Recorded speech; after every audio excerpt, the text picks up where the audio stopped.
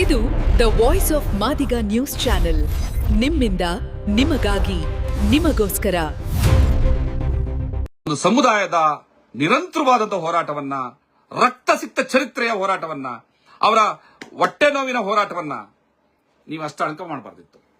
ಒಂದು ಮಾಧ್ಯಮದ ಮುಂದೆ ನಿಂತ್ಕೊಂಡು ಹೇಳ್ತೀರಿ ಅಂಬೇಡ್ಕರ್ ಕೊಟ್ಟಂತಹ ಸಂವಿಧಾನ ಮೀಸಲಾತಿ ಸಾಕು. ಹೌದು, ಸಾಕು. ಅಂಬೇಡ್ಕರ್ ಬಗ್ಗೆ ಮಾತಾಡುವಾಗ ಅಷ್ಟಕ್ಕೆ ನಾವು ಮಾತಾಡಬೇಕಾಗ್ತದೆ, ಅದಕ್ಕಿಂತ ಹೆಚ್ಚಾಗಿ ಮಾತಾಡ ನಮ್ಗೆ ಯೋಗ್ಯತೆ ಇಲ್ಲ, ಬೇಡ. ಅಂಬೇಡ್ಕರ್ ಕೊಟ್ಟಂತ ಮೀಸಲಾತಿ ಸಾಕು, ಒಳ ಮೀಸಲಾತಿ ಬಿಸಾಕು, ಒಳ ಮೀಸಲಾತಿ ಬಿಸಾಕು. ನಿಮ್ಮ ಒಳ ಮೀಸಲಾತಿ ಪರವಾದಂತಹ ಮುಖವಾಡ ಯಾವಾಗ ಬಯಲಾಯಿತು ಅಂತಂದ್ರೆ, ನೋಡಿ, ಸ್ವಾಮೀಜಿಗಳ ಮುಖವಾಡ ಬಯಲಾಯಿತು ಅಂತ ಹೇಳಕ್ಕೆ ತುಂಬಾ ದುಃಖ ಪಡ್ತಾ ಇದ್ದೀನಿ, ಮನಸ್ಫೂರ್ತಿಯಾಗಿ ಹೇಳ್ತಾ ಇದ್ದೀನಿ. ಒಳ ಮೀಸಲಾತಿ ಅನ್ನೋದೊಂದು ಸಾಮಾಜಿಕ ನ್ಯಾಯ. ಜನಸಂಖ್ಯೆಗೆ ಅನುಸಾರವಾಗಿ ಸಾಮಾಜಿಕ ನ್ಯಾಯ ಕೊಡಲೇಬೇಕು. ಮಾದಿಗರಿಗೆ ಅನ್ಯಾಯ ಆಗಿದ್ರೆ ಅದನ್ನ ಸರಿದೂಗಿಸಬೇಕು. ಆಮೇಲೆ ಒಳ ಮೀಸಲಾತಿ ಅನ್ನೋದು ಕೇವಲ ಮಾದಿಗರಿಗೆ ಮಾತ್ರ ಸಂಬಂಧಪಟ್ಟಿದ್ದಲ್ಲ, ಸಕಲ 101 ಜಾತಿಗಳಿಗೆ ಸಾಮಾಜಿಕ ನ್ಯಾಯವನ್ನು ಒದಗಿಸುವಂತದ್ದು, ಅಲೆಮಾರಿಗಳಿಗೆ ನ್ಯಾಯವನ್ನು ಕೊಡುವಂತದ್ದು, ಹೊಲೆಯರಿಗೆ ನ್ಯಾಯವನ್ನು ಕೊಡುವಂತದ್ದು, ಮಾದಿಗರ ನ್ಯಾಯ ಕೊಡುವಂತದ್ದು. ಯಾರಿಗೆ ಇಲ್ಲಿವರೆಗೂ ಮೀಸಲಾತಿಯೇ ದಕ್ಕಿಲ್ವೋ, ಅದರ ವಾಸನೆ ಕೂಡ ತಟ್ಟಿಲ್ವೋ, ಅವ್ರಿಗೂ ಕೂಡ ನ್ಯಾಯವನ್ನು ಕೊಡಿಸುವಂತಹ ಒಂದು ಪ್ರಕ್ರಿಯೆ ಒಳ ಮೀಸಲಾತಿಯ ಹೋರಾಟ. ನಾನು ಒಳ ಮೀಸಲಾತಿಯ ಜೊತೆಲಿದ್ದೀನಿ ಅಂತ ಹೇಳ್ಕೊಳ್ತಿದ್ದಂತಹ ಸ್ವಾಮೀಜಿಗಳೇ, ಒಳ ಮೀಸಲಾತಿ ಬಿಸಾಕು. 35 ವರ್ಷಗಳ ಹೋರಾಟವನ್ನ ಬಿಸಾಕು ಅಂತ ಕರಿತೀರಿ ಅಂತಂದ್ರೆ ನಾವೇನ್ ಹೇಳ್ಬೇಕು ನಿಮಗೆ? ನೀವು ಏನು ಒಳ ಮೀಸಲಾತಿನ ಬಿಸಾಕು ಅಂದ್ರಲ್ಲ ಸ್ವಾಮಿ, ನಮ್ಮ ಮಠವನ್ನು ಬಿಸಾಕ್ಬಿಡಿ. ನಮಗೆ ಕ್ರಾಂತಿಕಾರಿ ಶಿವಶರಣ ವಚನಕಾರ ಉರಿಲಿಂಗ ಪೆದ್ದಿಗಳ ಮಠದಲ್ಲಿ ತಾವಿವತ್ತು ಪವಡಿಸಿದ್ದೀರಿ. ಪವಡಿಸು ಪರಮಾತ್ಮ ಶ್ರೀ ಉರಿಲಿಂಗ ಪೆದ್ದಿ ಅಂತ ನಾವು ಕೂಡ ಬಿಟ್ಟಿದ್ವಿ. ಯಾಕೆ? ಅಲ್ಲಿ ಉರಿಲಿಂಗ ಪೆದ್ದಿಗಳಿದ್ರೇನು, ಜ್ಞಾನಪ್ರಕಾಶ ಸ್ವಾಮೀಜಿಗಳಿದ್ರೇನು, ಮಾಡಾಳ ಚೆನ್ನಯ್ಯ ಇದ್ರೇನು, ನಮಗೇನ್ ಕರ್ಮ, ಯಾರಿದ್ರು ನಮ್ಮ ಪೂಜ್ಯರು ಇರಲಿ ಅಂತ ಅನ್ಕೊಂಡಿದ್ವಿ. ಈಗ ನೀವು ಯಾವಾಗ ಮಾದಿಗರ ಒಳ ಮೀಸಲಾತಿ ಹೋರಾಟವನ್ನು ಬಿಸಾಕು ಅಂದ್ರಿ, ಸ್ವಾಮಿ ನಮ್ಮ ಮಠನು ಬಿಸಾಕ್ಬಿಡಿ ಸ್ವಾಮಿ. ಅದೇ ರೀತಿಗೆ ಹಲವಾರು ಮಹಾನ್ ಮಹಿಮರು, ಬುದ್ಧ, ಬಸವ, ಅಂಬೇಡ್ಕರ್, ನಾರಾಯಣ್ ಗುರು, ಶಾಹು ಮಹಾರಾಜ್, ನಾಲ್ವಡಿ ಕೃಷ್ಣರಾಜ ಒಡೆಯರು, ಪ್ರೊಫೆಸರ್ ಬಿ ಕೃಷ್ಣಪ್ಪ, ಜಗಜೀವನ್ ರಾಮ್ ಎಲ್ಲರೂ ಕೂಡ ಹೇಳ್ಕೊಟ್ಟಿದ್ದೇನು ಅಂತಂದ್ರೆ, ಸತ್ಯವಾಗಿ ನಡೀರಪ್ಪ, ಸುಳ್ಳಿನ ಬಾವಳು ಬದುಕಬೇಡ್ರಿ ಅಂತ. ಸೊ ಎಲ್ಲಾ ಮಹಾನ್ ಮಹಿಮರು ಕೂಡ ಇಷ್ಟು ರೀತಿಯಾಗಿ ನನಗೆ ಬುದ್ಧಿ ಹೇಳಿರುವಾಗ, ಪೂಜ್ಯರಾದ ತಮ್ಮನ್ನು ನಾನು ವಿಮರ್ಶೆಗೆ ಒಳಪಡಿಸೋದು ಯಾಕೋ ನನ್ನ ಮನಸ್ಸಿಗೆ ಒಪ್ತಾ ಇಲ್ಲ. ಆದ್ರೂ ಕೂಡ ಸತ್ಯ ಹೇಳ್ಬೇಕಲ್ಲ ಕರ್ನಾಟಕಕ್ಕೆ. ಪೂಜ್ಯ ಜ್ಞಾನಪ್ರಕಾಶ ಸ್ವಾಮೀಜಿಗಳೇ ಯಾವಾಗೆಲ್ಲ ಕಳೆದ 35 ವರ್ಷಗಳಿಂದ ನಮ್ಮ ಒಳ ಮೀಸಲಾತಿಯ ಅಂತಃಕರಣದ ನೋವಿನ ಹೋರಾಟ, ರಕ್ತ ಬಸ್ತಿರುವಂತಹ ಹೋರಾಟ, ಬೆವರು ಸುರಿಸಿರುವಂತಹ ಹೋರಾಟ, ಜೀವವನ್ನ ಕಳ್ಕೊಂಡಿರುವಂತಹ ಹೋರಾಟ, ಬದುಕುಗಳನ್ನ ಕಳ್ಕೊಂಡಿರುವಂತಹ ಹೋರಾಟ, ಈ ಹೋರಾಟದ ಚಪ್ರಕ್ಕೆ ನೀವು ಯಾವಾಗೆಲ್ಲ ವೇದಿಕೆಗಳಿಗೆ ಬಂದ್ರಿ ಆಗೆಲ್ಲ ತಾವು ಮಾತಾಡ್ತಿದ್ರಿ, ನಿಮ್ ಕಾಲು ಮುಗಿದು ನಮಸ್ಕಾರ ಮಾಡ್ತಾ ಇದ್ವಿ ಪೂಜ್ಯರೇ ಅಂತ. ಒಳ ಮೀಸಲಾತಿ ಅನ್ನೋದೊಂದು ಸಾಮಾಜಿಕ ನ್ಯಾಯ. ಜನಸಂಖ್ಯೆಗೆ ಅನುಸಾರವಾಗಿ ಸಾಮಾಜಿಕ ನ್ಯಾಯ ಕೊಡಲೇಬೇಕು. ಮಾದಿಗರಿಗೆ ಅನ್ಯಾಯ ಆಗಿದ್ರೆ ಅದನ್ನ ಸರಿದೂಗಿಸಬೇಕು. ಆಮೇಲೆ ಒಳ ಮೀಸಲಾತಿ ಅನ್ನೋದು ಕೇವಲ ಮಾದಿಗರಿಗೆ ಮಾತ್ರ ಸಂಬಂಧಪಟ್ಟಿದ್ದಲ್ಲ, ಸಕಲ 101 ಜಾತಿಗಳಿಗೆ ಸಾಮಾಜಿಕ ನ್ಯಾಯವನ್ನು ಒದಗಿಸುವಂತದ್ದು, ಅಲೆಮಾರಿಗಳಿಗೆ ನ್ಯಾಯವನ್ನು ಕೊಡುವಂತದ್ದು, ಹೊಲೆಯರಿಗೆ ನ್ಯಾಯವನ್ನು ಕೊಡುವಂತದ್ದು, ಮಾದಿಗರ ನ್ಯಾಯ ಕೊಡುವಂತದ್ದು. ಯಾರಿಗೆ ಇಲ್ಲಿವರೆಗೂ ಮೀಸಲಾತಿಯೇ ದಕ್ಕಿಲ್ವೋ, ಅದರ ವಾಸನೆ ಕೂಡ ತಟ್ಟಿಲ್ವೋ, ಅವ್ರಿಗೂ ಕೂಡ ನ್ಯಾಯವನ್ನು ಕೊಡಿಸುವಂತಹ ಒಂದು ಪ್ರಕ್ರಿಯೆ ಒಳ ಮೀಸಲಾತಿಯ ಹೋರಾಟ. ನಾನು ಒಳ ಮೀಸಲಾತಿಯ ಜೊತೆಲಿದ್ದೀನಿ ಅಂತ ಹೇಳ್ಕೊಳ್ತಿದ್ದಂತಹ ಸ್ವಾಮೀಜಿಗಳೇ, ನಿಮ್ಮ ಒಳ ಮೀಸಲಾತಿ ಪರವಾದಂತಹ ಮುಖವಾಡ ಯಾವಾಗ ಬಯಲಾಯಿತು ಅಂತಂದ್ರೆ, ನೋಡಿ, ಸ್ವಾಮೀಜಿಗಳ ಮುಖವಾಡ ಬಯಲಾಯಿತು ಅಂತ ಹೇಳಕ್ಕೆ ತುಂಬಾ ದುಃಖ ಪಡ್ತಾ ಇದ್ದೀನಿ, ಮನಸ್ಫೂರ್ತಿಯಾಗಿ ಹೇಳ್ತಾ ಇದ್ದೀನಿ. ಆದ್ರೆ ತಾವು ಮಾಡಿದಂತಹ ಒಂದು ತಪ್ಪಿನ ಕೆಲಸವನ್ನ ಸಮಾಜದ ಮುಂದೆ ಇಡಲೇಬೇಕು. ಯಾಕಂದ್ರೆ ಸರಿ, ನಾವು ತಪ್ಪು ಮಾಡಿಲ್ಲ, ಅಂತ ಹೇಳ್ಕೋಬೇಕಾಗ್ತದೆ. ನನ್ನ ಸಮುದಾಯ ತಪ್ಪು ಮಾಡಿಲ್ಲ ಅಂತ ಹೇಳ್ಕೊಳ್ತಿದ್ರೆ ಮತ್ತೆ ನಾನೆಂತ ಸಮುದಾಯದ ಮಗನಾಗ್ತೀನಿ? ತಾವು ಕೂಡ ಸಮುದಾಯದ ಪರವಾಗಿ ಮಾತಾಡ್ತಾ ಇದ್ದೀರಿ. ಬರ್ತೀನಿ ನೆಕ್ಸ್ಟ್. ನೀವು ಸಮುದಾಯದ ಪರವಾಗಿ ಮಾತಾಡ್ಬೇಕಾ, ನ್ಯಾಯದ ಪರವಾಗಿ ಮಾತಾಡ್ಬೇಕಂತ ಮಹಾನ್ ಮಹಿಮ ಕ್ರಾಂತಿಕಾರಿ ವಚನಕಾರ ಉರಿಲಿಂಗ ಪೆದ್ದಿ ಶರಣರು ಏನ್ ಹೇಳಿದ್ದಾರೆ ಅಂತ ನಾನು ಈಗ ಹೇಳ್ತೀನಿ. ದಾಖಲೆಗಳ ಸಮೇತ ನಿಮ್ ಮುಂದೆ ಹೇಳ್ತೀನಿ. ತಾವು ಉರಿಲಿಂಗ ಪೆದ್ದಿ ಮಠ ಸ್ವಾಮೀಜಿಗಳು ಅವ್ರ ಹೆಸರಿನಲ್ಲಿದ್ದೀರಿ. ನಿಜವಾಗ್ಲೂ ಉರಿಲಿಂಗ ಪೆದ್ದಿಗಳು ಏನ್ ಹೇಳಿದ್ರು, ನೀವೇನ್ ಮಾಡ್ತಾ ಇದ್ದೀರಿ ಅಂತ ಹೀಗೆ ಹೇಳ್ತೀನಿ. ಅವರ ಮಾತನ್ನ ದಾಖಲೆನೇ ನಿಮ್ಗೆ ಇಟ್ಟು ಹೇಳ್ತೀನಿ. 2024 ಆಗಸ್ಟ್ 1ನೇ ತಾರೀಕು ಸುಪ್ರೀಂ ಕೋರ್ಟ್ ಒಳ ಮೀಸಲಾತಿಯನ್ನು ಜಾರಿಗೊಳಿಸುವಂತಹ ಪ್ರದತ್ತವಾದಂತಹ ಅಧಿಕಾರ ರಾಜ್ಯ ಸರ್ಕಾರಗಳಿಗೆ ಇದೆ ಅಂತ ಹೇಳುವ ಮುಂಚೆ ಬಹುಶಃ ತಮಗೂ ಗೊತ್ತಿತ್ತು, ಎಲ್ರಿಗೂ ಗೊತ್ತಿತ್ತು, ಒಳ ಮೀಸಲಾತಿ ಈ ದೇಶದಲ್ಲಿ ಜಾರಿಯಾಗಕ್ಕೆ ಸಾಧ್ಯವೇ ಇಲ್ಲ, ಕಾನೂನು ಅದಕ್ಕೆ ಅವಕಾಶ ಮಾಡಿಕೊಡಲ್ಲ. ಉತ್ತರ ಭಾರತದ ಚಮ್ಮಾರ್ರೆ ಒಳ ಮೀಸಲಾತಿಯ ತಿದ್ದುಪಡಿ ಕಾಯ್ದೆಗೆ ಏನು ದೇಶದ ಮಟ್ಟದಲ್ಲಿ ಕೇಂದ್ರ ಸರ್ಕಾರದಲ್ಲಿ ಅವಕಾಶವನ್ನ ಕೊಡೋದಿಲ್ಲ. ಯಾಕೆಂದ್ರೆ ಉತ್ತರ ಭಾರತದ ಚಮ್ಮಾರೆಲ್ಲರೂ ಕೂಡ ಒಳ ಮೀಸಲಾತಿಯ ವಿರುದ್ಧವಾಗಿದ್ದಾರೆ. ಫಾರ್ ಎಕ್ಸಾಂಪಲ್, ಕರ್ನಾಟಕಕ್ಕೆ ಬಂದಾಗಲೂ ಕೂಡ ಒಳ ಮೀಸಲಾತಿ ಪರವಾಗಿ ನಾನಿದ್ದೀನಿ, ನಾನು ಪ್ರಧಾನಮಂತ್ರಿ ಆದ್ರೆ ಕೇವಲ 24 ಗಂಟೆಗಳಲ್ಲಿ ಒಳ ಮೀಸಲಾತಿನ ಜಾರಿಗೊಳಿಸ್ತೀನಿ ಅಂತ ಹೇಳ್ತಾ ಇದ್ದಂತಹ ನಮ್ಮ ಅಕ್ಕ ಮಾಯಾವತಿಯವರು ಸುಪ್ರೀಂ ಕೋರ್ಟ್ ಆದೇಶ ಬಂದ ನಂತರ ತಮ್ಮ ಹಳೆಯ ಮಾತನ್ನ ಮರೆತರು, ಹೊಸ ಮಾತಿಗೆ ಹೋದ್ರು. ಒಳ ಮೀಸಲಾತಿ ತಪ್ಪು ಅಂದ್ರು. ಅವ್ರಿಗೆ ಗೊತ್ತಿತ್ತು ಕೇಂದ್ರ ಸರ್ಕಾರದಲ್ಲಿ ಲೋಕಸಭೆಯಲ್ಲಿ ಇದು ಅಂಗೀಕಾರ ಆಗಲ್ಲ, ಹಂಗಾಗಿ ಒಳ ಮೀಸಲಾತಿ ಪರವಾಗಿ ಮಾತಾಡ್ಬಿಟ್ಟಾನ, ಏನು ಆಗದೆ ಇರೋದ್ರ ಬಗ್ಗೆ ಎಷ್ಟು ಮಾತಾಡಿದ್ರಿ ಅಂತೆ, ಸುಮ್ಮನೆ ನಂಬಿಸೋಣ ಅಂತದೊಂದಿತ್ತು. ಅಕ್ಕ ತಪ್ಪು ಮಾಡಿದ್ರು. ಯಾವಾಗ ಸುಪ್ರೀಂ ಕೋರ್ಟ್ ಆದೇಶ ಬಂತು, ಒಳ ಮೀಸಲಾತಿ ವಿರುದ್ಧವಾಗಿ ನಿಂತರು. ಆದ್ರೆ ಅಲ್ಲಿವರೆಗೂ ಒಳ ಮೀಸಲಾತಿ ಪರವಾಗಿ ಮಾತಾಡಿದ್ರು ಅವರು. ಮೀರಾ ಕುಮಾರ್ ಅವರು, ಜಗಜೀವನ್ ರಾಮ್ ರವರ ಮಗಳು ಮೀರಾ ಕುಮಾರ್ ಅವರು, ಸುಪ್ರೀಂ ಕೋರ್ಟ್ ಆದೇಶ ಬರೋವರೆಗೂ ಕೂಡ ನಾನು ಒಳ ಮೀಸಲಾತಿ ಪರವಾಗಿದ್ದೀನಿ ಅಂತ ಹೇಳ್ತಾ ಇದ್ರು. ಆದ್ರೆ ಸುಪ್ರೀಂ ಕೋರ್ಟ್ ಆದೇಶ ಬಂದ ಮೇಲೆ ಒಳ ಮೀಸಲಾತಿ ವಿರುದ್ಧವಾಗಿ ಮಾತಾಡಿದ್ರು.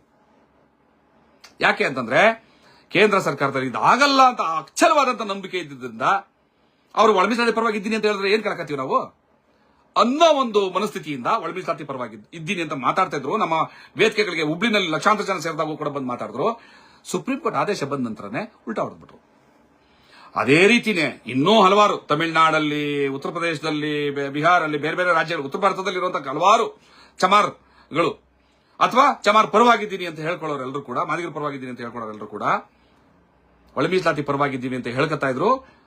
After the supreme court order ಅವರೆಲ್ಲರೂ ಕೂಡ ತಮ್ಮ ಮುಖವಾಡನ ಬದಲಾಯಿಸಿದ್ರು, ಚೇಂಜ್ ಆದ್ರು, ಒಳ ಮೀಸಲಾತಿ ವಿರುದ್ಧವಾಗಿ ನಿಂತರು. ತಾವೂ ಕೂಡ ಪೂಜ್ಯ ಜ್ಞಾನಪ್ರಕಾಶ ಸ್ವಾಮೀಜಿಗಳು 2024 ಆಗಸ್ಟ್ 1ಕ್ಕೆ ಹಿಂದೆ ನಮ್ಮ ಪರವಾಗಿದ್ದೀವಿ ಅಂತ ನಮ್ಮೆಲ್ಲ ಹೋರಾಟದ ವೇದಿಕೆಗಳಿಗೆ ಬಂದ್ರಿ. ಯಾವಾಗ ಸುಪ್ರೀಂ ಕೋರ್ಟ್ ರಾಜ್ಯಕ್ಕೆ ಅಧಿಕಾರ ಇದೆ ಅಂತ ಅಂದ್ಬಿಟ್ರಿ, ತಮಗೆ ಚಳಿ ಜ್ವರ ನೋಡ್ತು, ಅಯ್ಯೋ ಕೆಡತಲ್ಲಪ್ಪ ಕೆಲಸ ಅಂತ. ಆಗ್ಲಿಂದನೇ ತಾವು ಒಳ ಮೀಸಲಾತಿ ವಿರುದ್ಧವಾಗಿ ನಿಲ್ಲೋದಕ್ಕೆ ಶುರು ಮಾಡಿದ್ರಿ. ಒಳ ಮೀಸಲಾತಿ ವಿರುದ್ಧವಾಗಿ ನಿಂತ್ರಿ. ಆದ್ರೆ ನೀವೇ ಬಂದು ಬೆಂಬಲಿಸ್ತಾ ಇದ್ದಂತ ಒಳ ಮೀಸಲಾತಿ ಬಗ್ಗೆ ತಾವೆಷ್ಟು ಕೆಳಮಟ್ಟಕ್ಕೆ ಇಳಿದು ಮಾತಾಡಿದ್ರಿ. ಪೂಜ್ಯರು ಹಾಗೆಲ್ಲ ಮಾತಾಡಬಾರದು. ಸರ್ಕಾರ ಜೊತೆ ಬೇಕಾದ್ರೆ ಕಿತ್ತಾಡಬಹುದೇ ಹೊರತು ನೀವು ಒಂದು ಸಮುದಾಯದ ನಿರಂತರವಾದಂತಹ ಹೋರಾಟವನ್ನ, ರಕ್ತಸಿಕ್ತ ಚರಿತ್ರೆಯ ಹೋರಾಟವನ್ನ, ಅವರ ಹೊಟ್ಟೆ ನೋವಿನ ಹೋರಾಟವನ್ನ ನೀವು ಅಷ್ಟು ಅಣಕ ಮಾಡಬಾರ್ದಿತ್ತು. ಒಂದು ಮಾಧ್ಯಮದ ಮುಂದೆ ನಿಂತ್ಕೊಂಡು ಹೇಳ್ತೀರಿ ಅಂಬೇಡ್ಕರ್ ಕೊಟ್ಟಂತಹ ಸಂವಿಧಾನ ಮೀಸಲಾತಿ ಸಾಕು. ಹೌದು ಸಾಕು. ಅಂಬೇಡ್ಕರ್ ಬಗ್ಗೆ ಮಾತಾಡುವಾಗ ಅಷ್ಟಕ್ಕೆ ನಾವು ಮಾತಾಡಬೇಕಾಗ್ತದೆ, ಅದಕ್ಕಿಂತ ಹೆಚ್ಚಾಗಿ ಮಾತಾಡೋದು ನಮ್ಗೆ ಯೋಗ್ಯತೆ ಇಲ್ಲ, ಬೇಡ. ಅಂಬೇಡ್ಕರ್ ಕೊಟ್ಟಂತಹ ಮೀಸಲಾತಿ ಸಾಕು, ಒಳ ಮೀಸಲಾತಿ ಬಿಸಾಕು, ಒಳ ಮೀಸಲಾತಿ ಬಿಸಾಕು, ಒಳ ಮೀಸಲಾತಿ ಬಿಸಾಕು. 35 ವರ್ಷಗಳ ಹೋರಾಟವನ್ನ ಬಿಸಾಕು ಅಂತ ಕರಿತೀರಿ ಅಂತಂದ್ರೆ ನಾವೇನ್ ಹೇಳ್ಬೇಕು ನಿಮಗೆ?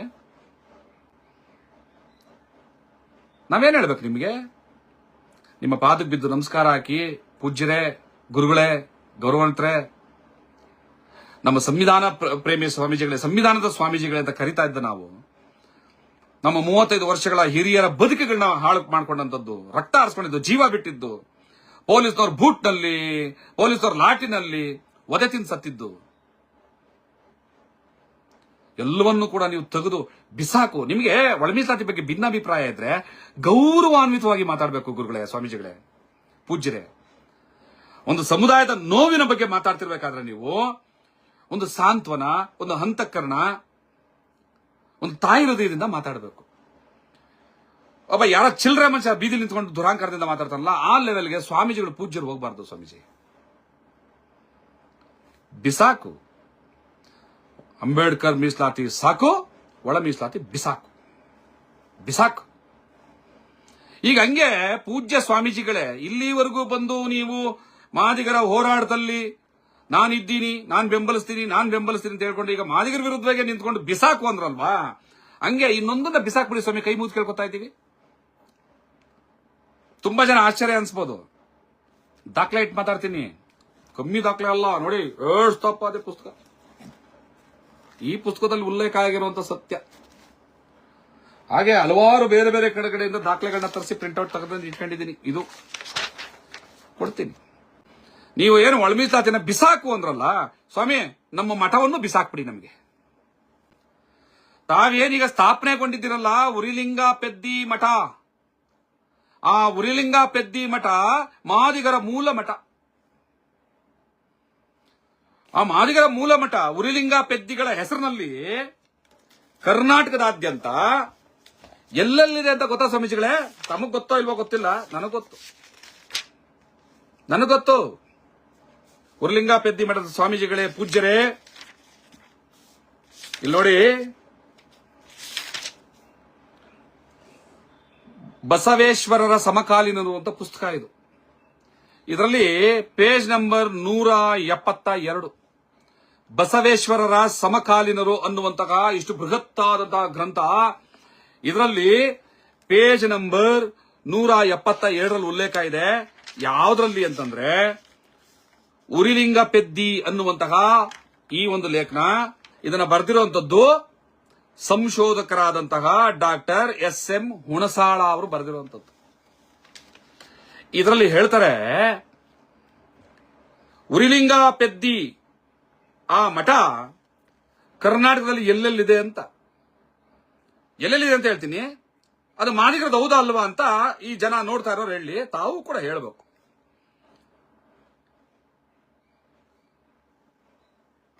ಇಲ್ಲಿಂದ ಹೇಳ್ತೀನಿ. ಬಸವಣ್ಣ, ಅಲ್ಲಮ್ಮ ಪ್ರಭು, ಸಿದ್ದರಾಮ, ಮಡಿವಾಳ ಮಾಚಿದೇವರ ಸಂಘದಲ್ಲಿದ್ದು ಈತನು ವೀರಶೈವ ಲಿಂಗ ಧರ್ಮವನ್ನ, ಅಂದ್ರೆ ಬಸವಣ್ಣ ಹೇಳಿದಂತ ತತ್ವಗಳನ್ನ, ಬಸವಣ್ಣ ಧರ್ಮ ಅಂತ ಕಟ್ಟಲಿಲ್ಲ, ಅದೊಂದು ಚಳುವಳಿಯನ್ನಾಗಿ ರೂಪಿಸಿದ್ರು. ಆದ್ರೆ ಇವರು ಬರೆಯುವಾಗ ವೀರಶೈವ ಲಿಂಗ ಧರ್ಮ ಅಂತ ಹೇಳ್ತಾರೆ. ಅಲ್ಲಿ ಜಾತಿ ಇಲ್ಲ, ಅವರೆಲ್ಲರೂ ಕೂಡ ಶರಣರ ಪರಂಪರೆಯವರು. ಆ ಶರಣ ಪರಂಪರೆಯನ್ನ ಚೆನ್ನಾಗಿ ಪ್ರತಿಪಾದಿಸಿದನು ಅಂತ ಬರೀತಾರೆ. ಅವನು ಇವನು ಅಂತ ಬರೀತಾರೆ. ನಾವು ಅವರು ಅಂತ ಮಾತಾಡೋಣ, ಉರಿಲಿಂಗ ಪೆದ್ದಿಗಳನ್ನ ಅವರು ಅಂತ ಮಾತಾಡೋಣ. ಇಲ್ಲಿ ಬರೆದಿರೋರು ಪುಣ್ಯಾತ್ಮನು ಬಹುಶಃ ಹಿಂಗನೆ ತಳವರ್ಗದ, ತಳ ಸಮುದಾಯದ ಶರಣರ ಬಗ್ಗೆ, ವಿಚಾರವಂತರ ಬಗ್ಗೆ, ಜ್ಞಾನವಂತರ ಬಗ್ಗೆ, ಪಂಡಿತರ ಬಗ್ಗೆ ಬರೆಯುವಾಗ ಅವನು ಇವನು ಅಂತ ಬರೆದು ಬಿಡ್ತಾರೆ. ನಾವು ಅವ್ರು ಬಂದವರಿಂದ ಹಂಗೆ ಓದೋದು ಬೇಡ, ಅವರು ಅಂತ ಮಾತಾಡೋಣ. ಚೆನ್ನಾಗಿ ಪ್ರತಿಪಾದಿಸಿದರು. ಉರಿಲಿಂಗ ಪೆದ್ದಿಗಳು ಮುಂದೆ ಕಲ್ಯಾಣದಲ್ಲಿಯೇ ಲಿಂಗೈಕ್ಯರಾದರು. ಕಲ್ಯಾಣ ಗೊತ್ತಲ್ಲ, ಕರ್ನಾಟಕದ ಕಲ್ಯಾಣ ಯಾವುದು ಅಂತ ಕರಿತೀವಿ. ಕಲ್ಯಾಣದಲ್ಲಿಯೇ ಲಿಂಗೈಕ್ಯನಾದರು. ಅವರ ಸಮಾಧಿ ಈಗಲೂ ಕೂಡ ಕಲ್ಯಾಣದಲ್ಲಿ ಇರುತ್ತದೆ. ಇವರ ಮಠಗಳು, ಉರಿಲಿಂಗ ಪೆದ್ದಿ ಶರಣರ ಮಠಗಳು ಎಲ್ಲೆಲ್ಲಿವೆ ಗೊತ್ತಾ? ಕಲ್ಯಾಣದಲ್ಲಿದೆ ಒಂದು, ಕೊರಳಿ ಗುಲ್ಬರ್ಗ ಭಾಗದಲ್ಲಿ ಎಲ್ಲೋ ಬರ್ತದಿತ್ತು, ಅಲ್ಲೊಂದಿದೆ. ಬಾಲಿ, ಇದು ಗುಲ್ಬರ್ಗನ ಅಥವಾ ಬೀದರ, ಬಾಲಿ ಬೀದರ್ ಅನ್ಕೋತೀನಿ, ಆಯ್ತಾ? ಬಾಲಿನಲ್ಲೊಂದಿದೆ. ಆಮೇಲೆ ಬೇವಿನ ಚಿಂಚೋಳಿಲೂ ಕೂಡ ಒಂದು ಮಠ ಇದೆ. ಮೈಸೂರಲ್ಲಿ ಒಂದು ಮಠ ಇದೆ, ಆಯ್ತಾ? ಉರಿಲಿಂಗ ಪೆದ್ದಿಗಳ ಮಠಗಳು ಕರ್ನಾಟಕ ರಾಜ್ಯದಲ್ಲಿ ಎಲ್ಲೆಲ್ಲಿ ಇದೆ ಅನ್ನುವಂತಹ ದಾಖಲೆ 172ನೇ ಪುಟದಲ್ಲಿ ಈ ಒಂದು ಬಸವೇಶ್ವರ ಸಮಕಾಲೀನರು ಅನ್ನುವಂತಹ ಒಂದು ಪುಸ್ತಕದಲ್ಲಿ ಬಸವ ಸಮಿತಿ ಅವರು ಪ್ರಕಟ ಮಾಡಿರುವಂತಹ ಈ ಪುಸ್ತಕದಲ್ಲಿ ಇದೆ, ಆಯ್ತಾ? ಆಯ್ತು. ಈಗ ಹೌದಪ್ಪ, ಉರುಲಿಂಗ ಪೆದ್ದಿ ಮಠ ಇದೆ, ಉರುಲಿಂಗ ಪೆದ್ದಿ ಮಾದಿಗರ ಹೆಂಗೆ ಅಂತ ಕೇಳ್ತೀರ ತಾವು. ಉರುಲಿಂಗ ಪೆದ್ದಿ ಮಾದಿಗರ ಅಂತ ಹೆಂಗಪ್ಪ ಕರಿತಾ ಇದ್ಯಾ ನೀನು, ಅದಕ್ಕೇನಯ್ಯ ಆಧಾರ ಅಂತ ಕೇಳ್ತೀರ. ಅದಕ್ಕೆ ನಾನು ಇದೇ ಪುಸ್ತಕದ ಪೇಜ್ ನಂಬರ್ 213ರಲ್ಲಿ ಕಾಳವ್ವೆ 213ರಲ್ಲಿ ಈ ಲೇಖನವನ್ನು ಬರೆದಿರುವಂತದ್ದು ಡಾಕ್ಟರ್ ಜಯಶ್ರೀ ದಂಡೆ. ಇವರೆಲ್ಲ ಸಂಶೋಧಕರು, ಡಾಕ್ಟರೇಟ್ ಮಾಡಿರುವಂತವ್ರು ಸಂಶೋಧನೆಗಳಲ್ಲಿ, ವಚನ ಪರಂಪರೆಗಳ ಬಗ್ಗೆ ಬಹಳ ಅಧ್ಯಯನವನ್ನು ಇಟ್ಕೊಂಡಿರುವಂತವ್ರು ಡಾಕ್ಟರ್ ಜಯಶ್ರೀ ದಂಡೆ, ಆಯ್ತಲ್ಲ? ಇವರು ಕಾಳವ್ವೆ ಬ್ರಾಕೆಟ್ ಅಲ್ಲಿ ಏನಂತ ಹೇಳ್ತಾರೆ ಅಂತಂದ್ರೆ, ಉರಿಲಿಂಗ ಪೆದ್ದಿಗಳ ಪುಣ್ಯಸ್ತ್ರೀ, ಅಂದ್ರೆ ಅವ್ರ ಹೆಂಡತಿ ಅಂತ ಕರೆದ್ರ ಬದಲಾಗಿ ತುಂಬಾ ಗೌರವ ತೆಗೆದಿ ಉರಿಲಿಂಗ ಪೆದ್ದಿಗಳ ಪುಣ್ಯಸ್ತ್ರೀ, ಅವರ ಪತ್ನಿ ಕಾಳವ್ವೆ. ಯಾರು ಕಾಳವ್ವೆ? ಉರಿಲಿಂಗ ಪೆದ್ದಿಗಳನ್ನ ನಾವು ಮಾದಿಗ ಸಮುದಾಯದ ಕ್ರಾಂತಿಕಾರಿ ಮೌಢ್ಯಗಳ ವಿರುದ್ಧ, ಅವತ್ತಿನ ಬ್ರಾಹ್ಮಣ್ಯದ ವಿರುದ್ಧ, ಅವತ್ತಿನ ಹೋಮ ಹವನಗಳ ವಿರುದ್ಧ ತನ್ನ ವಚನಗಳ ಮೂಲಕ 360ಕ್ಕೂ ಹೆಚ್ಚು ವಚನಗಳನ್ನ ಬರೆದಂತಹ ಉರಿಲಿಂಗ ಪೆದ್ದಿ ಕ್ರಾಂತಿಕಾರಿ ಶರಣಯೋಗಿ. ಆ ಕ್ರಾಂತಿಕಾರಿ ಶರಣಯೋಗಿ, ಮಾದಿಗ ಸಮುದಾಯದ ಶರಣಯೋಗಿ ಉರಿಲಿಂಗ ಪೆದ್ದಿಗಳು ಹೆಂಗೆ ಮಾದಿಗರು ಅಂತ ಕೇಳ್ತೀರಿ ಅಲ್ವಾ? ಅವರ ಮಠಗಳು 5 ಕಡೆ ಇದೆ. ಚಿಂಚೋಳಿಲಿದೆ, ಬಾಲಿಲಿದೆ, ಇನ್ನು ಮೈಸೂರಲ್ಲಿದೆ. ಆಗಲೇ ಹೇಳದ್ನಲ್ವಾ? ಆ ಪೀಠದ ಅಧ್ಯಕ್ಷರಾಗಿ ಮಾದಿಗರ ಪೀಠದಲ್ಲಿ ಕೂತು ಮಾದಿಗರ ವಿರುದ್ಧ ಅವರ ಹೋರಾಟವನ್ನು ಬಿಸಾಕಿ ಅಂತಿರಲ್ಲ, ನಮ್ಮ ಮಠ ಬಿಸಾಕ್ಬಿಡಿ ಸ್ವಾಮಿ, ಕೈ ಮುಗಿಸ್ಕೊಂಡ್ಬಿಡ್ತೀವಿ ವಾಪಸ್, ಬಿಸಾಕ್ಬಿಡಿ ಸ್ವಾಮಿ. ತಾವೆಂಗೂ ಈಗ ಬುದ್ಧ ಪರಂಪರೆಯನ್ನು ಅನುಸರಿಸಿಕೊಂಡಿದ್ದೀರಿ, ತುಂಬಾ ಅಭಿಮಾನ ಇದೆ. ಬುದ್ಧ ಹೇಳಿದ ಜಾತಿಗಳನ್ನ ಮೀರಿ ನಿಂತುಕೋ ಅಂತ. ದಯವಿಟ್ಟು ತಾವು ಜಾತಿಗಳನ್ನ ಮೀರಿ ನಮ್ಮ ಮಠವನ್ನ, ಮಾದಿಗರ ಮಠವನ್ನ, ಉರಿಲಿಂಗ ಪೆದ್ದಿಗಳ ಮಠವನ್ನ ತಮ್ಮ ಎಡಗಲ್ಲಿ ಬಿಸಾಕ್ಬಿಡಿ ಸ್ವಾಮಿ, ನಾವು ಬಾಚ್ಕೊಂಡ್ಬಿಡ್ತೀವಿ.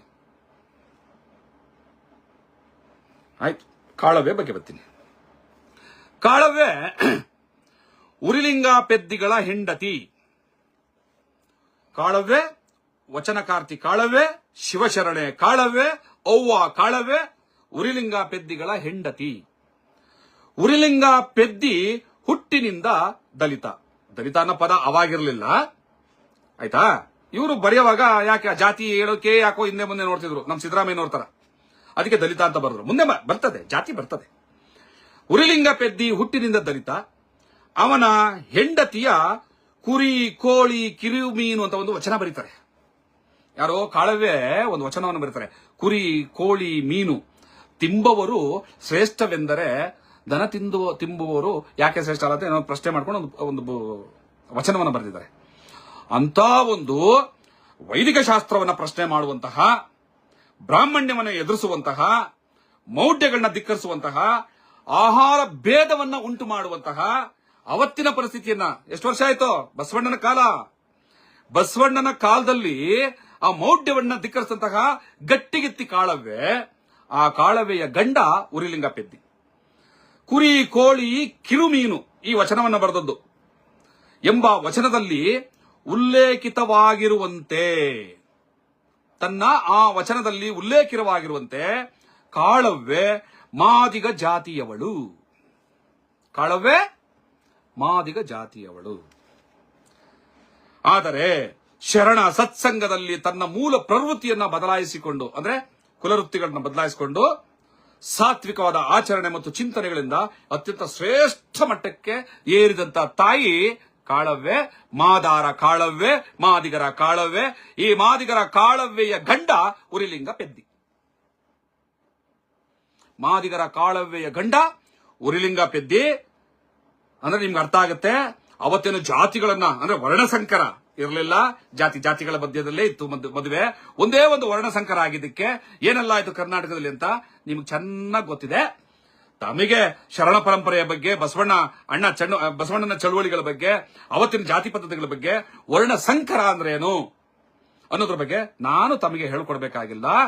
ಕಾಳವ್ಯ ಮಾದಿಗ ಜಾತಿಯವಳು ಅದನ್ನ ತನ್ನ ಕುರಿ, ಕೋಳಿ, ಕಿರಿ ಮೀನು ಅನ್ನುವಂತಹ ವಚನದಲ್ಲಿ ತನ್ನನ್ನು ತಾನು ಪ್ರಸ್ತಾಪ ಮಾಡ್ತಾ, ಮಾದಿಗರ ಕಾಳವ್ಯ ಉರಿಲಿಂಗ ಪೆದ್ದಿಗಳ ಹೆಂಡತಿ. ಉರಿಲಿಂಗ ಪೆದ್ದಿಗಳ ಮಠ ಇವತ್ತು ಕರ್ನಾಟಕದಲ್ಲಿ 5 ಭಾಗದಲ್ಲಿದೆ. ಅದರಲ್ಲಿ ಮೈಸೂರು ಕೂಡ ಒಂದು. ಆ ಮೈಸೂರಿನ ಮಾದಿಗ ಮೂಲದ ಉರಿಲಿಂಗ ಪೆದ್ದಿಗಳ ಕ್ರಾಂತಿಕಾರಿ ಶಿವಶರಣ ವಚನಕಾರ ಉರಿಲಿಂಗ ಪೆದ್ದಿಗಳ ಮಠದಲ್ಲಿ ತಾವಿವತ್ತು ಪವಡಿಸಿದ್ದೀರಿ. ಪವಡಿಸು ಪರಮಾತ್ಮ ಶ್ರೀ ಉರಿಲಿಂಗ ಪೆದ್ದಿ ಅಂತ ನಾವು ಕೂಡ ಬಿಟ್ಟಿದ್ವಿ. ಯಾಕೆ? ಅಲ್ಲಿ ಉರಿಲಿಂಗ ಪೆದ್ದಿಗಳಿದ್ರೇನು, ಜ್ಞಾನಪ್ರಕಾಶ ಸ್ವಾಮೀಜಿಗಳಿದ್ರೇನು, ಮಾಡಾಳ ಚೆನ್ನಯ್ಯ ಇದ್ರೇನು, ನಮಗೇನ್ ಕರ್ಮ, ಯಾರಿದ್ರು ನಮ್ಮ ಪೂಜ್ಯರು ಇರಲಿ ಅಂತ ಅನ್ಕೊಂಡಿದ್ವಿ. ಈಗ ನೀವು ಯಾವಾಗ ಮಾದಿಗರ ಒಳಮೀಸಲಾತಿ ಹೋರಾಟವನ್ನು ಬಿಸಾಕು ಅಂದ್ರಿ, ಸ್ವಾಮಿ ನಮ್ಮ ಮಠನೂ ಬಿಸಾಕ್ಬಿಡಿ ಸ್ವಾಮಿ, ಬಿಸಾಕ್ಬಿಡಿ ಸ್ವಾಮಿ, ಆಯ್ಕೊಂಡ್ಬಿಡ್ತೇವಿ. ನಮ್ಮ ಹೋರಾಟವನ್ನ ಬಿಸಾಕು ಅಂದವ್ರಿಗೆ ನಮ್ಮ ಮಠವನ್ನು ಬಿಸಾಕ್ಬಿಡಿ. ಇನ್ನೊಂದಿದೆ, ತಮ್ಮ ತಿಳುವಳಿಕೆಗೋಸ್ಕರ ಉರಿಲಿಂಗ ಪೆದ್ದಿಯವರು 12ನೇ ಶತಮಾನದ ಶರಣರಲ್ಲಿ ಪ್ರಮುಖರು. ಅವರ ವಚನಗಳು ಯಾಕೆ ಹೇಳ್ತಾ ಇದ್ದೀನಿ ಅಂತ ನಾನು ನಿಮಗೆ, ಉರಿಲಿಂಗ ಪೆದ್ದಿಗಳು, ನಾನು ಮಾದಿಗ ಅಂತ ಎದೆ ಹೊಡ್ಕೊಂಡು ಸಾಯ್ಬಹುದು, ಚಂದ್ರಶೇಖರಯ್ಯ ಹೊಲೆಯ ಅಂತ ಎದೆ ಹೊಡ್ಕೊಂಡು ಸಾಯ್ಲಿ, ನಾವು ಅಲ್ಪ ಜನ ಜಾತಿವಾದಿಗಳು, ನಾವು ಸರಿ ಇಲ್ಲ ಅಂತ ಬಿಸಾಕ್ಬಿಡಿ ನಮ್ಮನ್ನ. ಸರಿನಾ ತಪ್ಪ ಅಂತ ಅದು ಬೇರೆ ವಿಮರ್ಶೆ ಇಟ್ಕೊಳ್ಳೋಣ. ಆದ್ರೆ ಉರಿಲಿಂಗ ಪೆದ್ದಿಗಳ ಗುರುಪೀಠದಲ್ಲಿರುವಂತಹವರು ತಾವು ಯಾಕೆ ಜಾತಿವಾದಿಗಳಾಗಬಾರದು ಅನ್ನೋದಕ್ಕೆ ಉರಿಲಿಂಗ ಪೆದ್ದಿ 12ನೇ ಶತಮಾನದ ಕ್ರಾಂತಿಕಾರಿ ವಚನಕಾರ ಹೇಳಿದಂತಹ ಮಾತುಗಳನ್ನು ತಮ್ಮ ಮುಂದೆ ಇಡ್ತಾ ಇದ್ದೀನಿ. 12ನೇ ಶತಮಾನದ ಶರಣರಲ್ಲಿ ಪ್ರಮುಖರು. ಅವರ ವಚನಗಳು ಜಾತಿ ಪದ್ಧತಿ, ಮೌಢ್ಯ ಮತ್ತು ಗುರು ಶಿಷ್ಯ ಸಂಬಂಧದ ಬಗ್ಗೆ ತೀಕ್ಷ್ಣವಾದ ವಿಮರ್ಶೆಯನ್ನ ಒಳಗೊಂಡಿವೆ. ಉರಿಲಿಂಗ ಪೆದ್ದಿಪ್ರಿಯ ವಿಶ್ವೇಶ್ವರ ಎಂಬುದು ಅವರ ವಚನಗಳ ಅಂಕಿತನಾಮವಾಗಿದೆ. ಉರಿಲಿಂಗ ಪೆದ್ದಿಯವರ ಪ್ರಮುಖ ವಚನಗಳ ಸಾರಾಂಶ ಏನ್ ಗೊತ್ತಾ? ಉರಿಲಿಂಗ ಪೆದ್ದಿ ತನ್ನ ವಚನಗಳಲ್ಲಿ, ತನ್ನ ನಿರಂತರವಾದ ತನ್ನ 300ಕ್ಕೂ ಹೆಚ್ಚು ವಚನಗಳಲ್ಲಿ ಹೇಳುವಂತಹ ಪ್ರಮುಖವಾದ ಅಂಶ ಏನು ಅಂತಂದ್ರೆ, ಗುರು ಎಂಬಾತ ಶಿಷ್ಯರಲ್ಲಿ ಗುರು ಎಂಬಾತ ಶಿಷ್ಯರಲ್ಲಿ ಜಾತಿ, ಮತ, ಲಿಂಗ ಅಥವಾ ಸಂಪತ್ತಿನ ಆಧಾರದ ಮೇಲೆ ತಾರತಮ್ಯ ಮಾಡಬಾರದು. ಉರಿಲಿಂಗ ಪೆದ್ದಿ ವಚನಕಾರರು, ಕ್ರಾಂತಿಕಾರಿ ವಚನಕಾರರು ಹೇಳುವಂತ ಮಾತಿದು. ಯಾವತ್ತಿಗೂ ಕೂಡ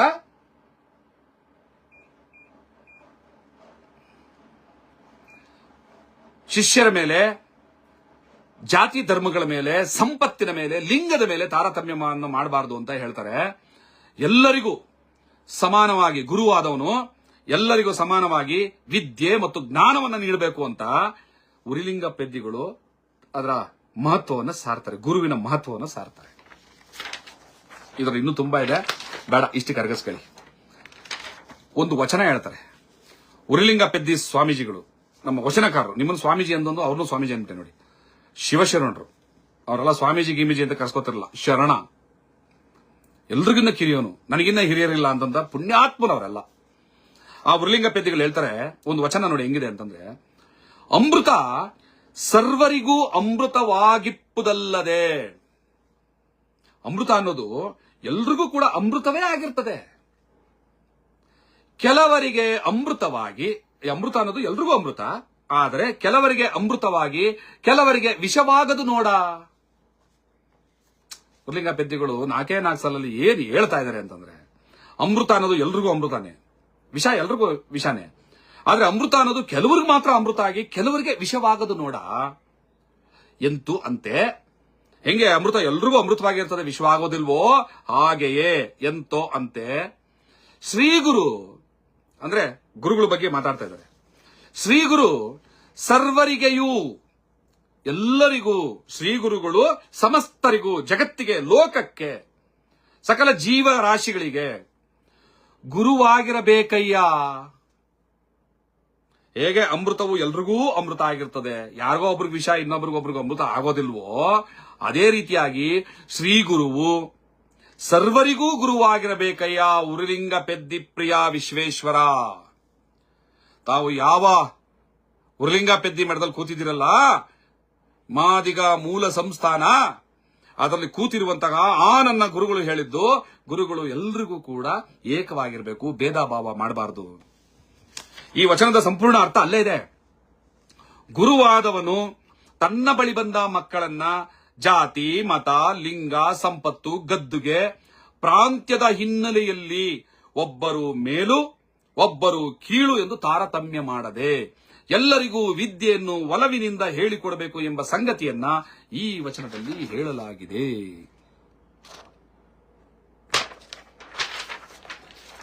ನಾನು ಸುಮ್ಮನೆ ದಡ್ಡನ್ ತರ ಯಾವುದೋ ವಿಚಾರ ತಗೊಂಡು ಬಂದು ಪುಂಗೋದಿಲ್ಲ.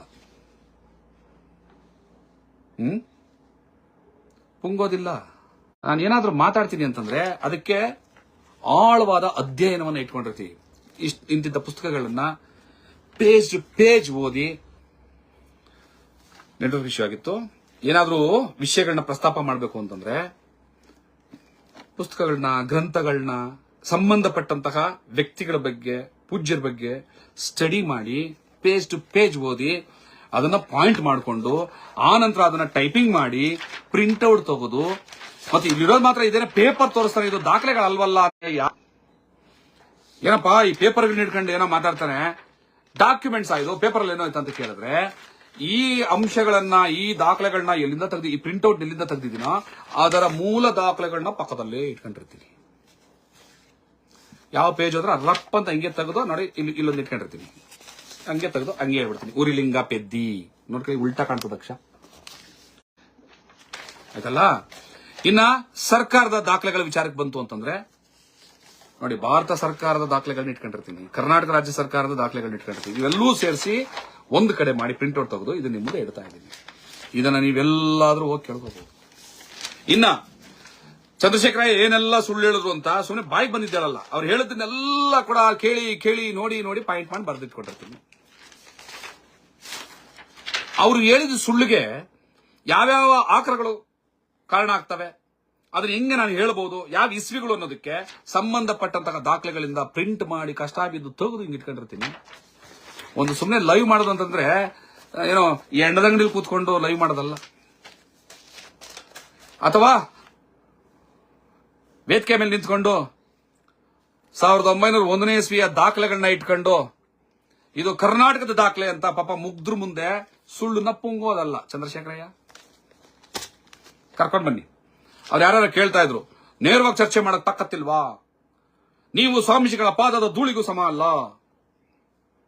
ಹೌದಪ್ಪ, ಸ್ವಾಮಿಗಳ ಪಾದಕ್ಕೆ ನಾವು ಸಮ ಅಲ್ಲ, ಆದ್ರೆ ಸತ್ಯಕ್ಕೆ,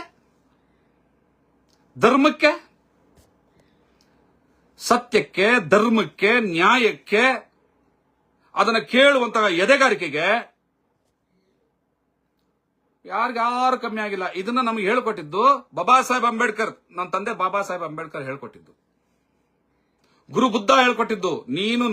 ಬುದ್ಧ ಹೇಳೋದು ಮಾತು, ನೀನು ನಡೆಯುವ ದಾರಿನಲ್ಲಿ ನಿನಗೆ ಸರಿ ಅನ್ಸಿದ್ರೆ, ನಿನ್ನ ದಾರಿ, ನೀನು ನಡೀತಾ ಇರೋ ದಾರಿ ನಿನಗೆ ಸರಿ ಅನ್ಸಿದ್ರೆ, ಸ್ವತಃ ಬುದ್ಧನೇ ಬಂದು ಅಡ್ಡ ನಿಂತರು ಅವನನ್ನ ಪಕ್ಕಕ್ಕೆ ಸರಿಸಿ ಮುಂದೆ ಹೋಗು ಅಂತ ಹೇಳಿದ್ರು. ಭಗವಾನ್ ಬುದ್ಧರು ಹೇಳಿದ್ರು, ನಿನ್ನ ದಾರಿನಲ್ಲಿ ಬುದ್ಧನೇ ಅಡ್ಡ ಬಂದ್ರು, ನಾನೇ ಅಡ್ಡ ಬಂದ್ರು, ನಿನಗೆ ಸರಿ ಅನ್ಸಿದ್ರೆ ನಿನ್ನ ದಾರಿ, ನನ್ನ ಸೈಡ್ಗೆ ಹಾಕಿ ಮುಂದಕ್ಕೆ ಹೋಗು.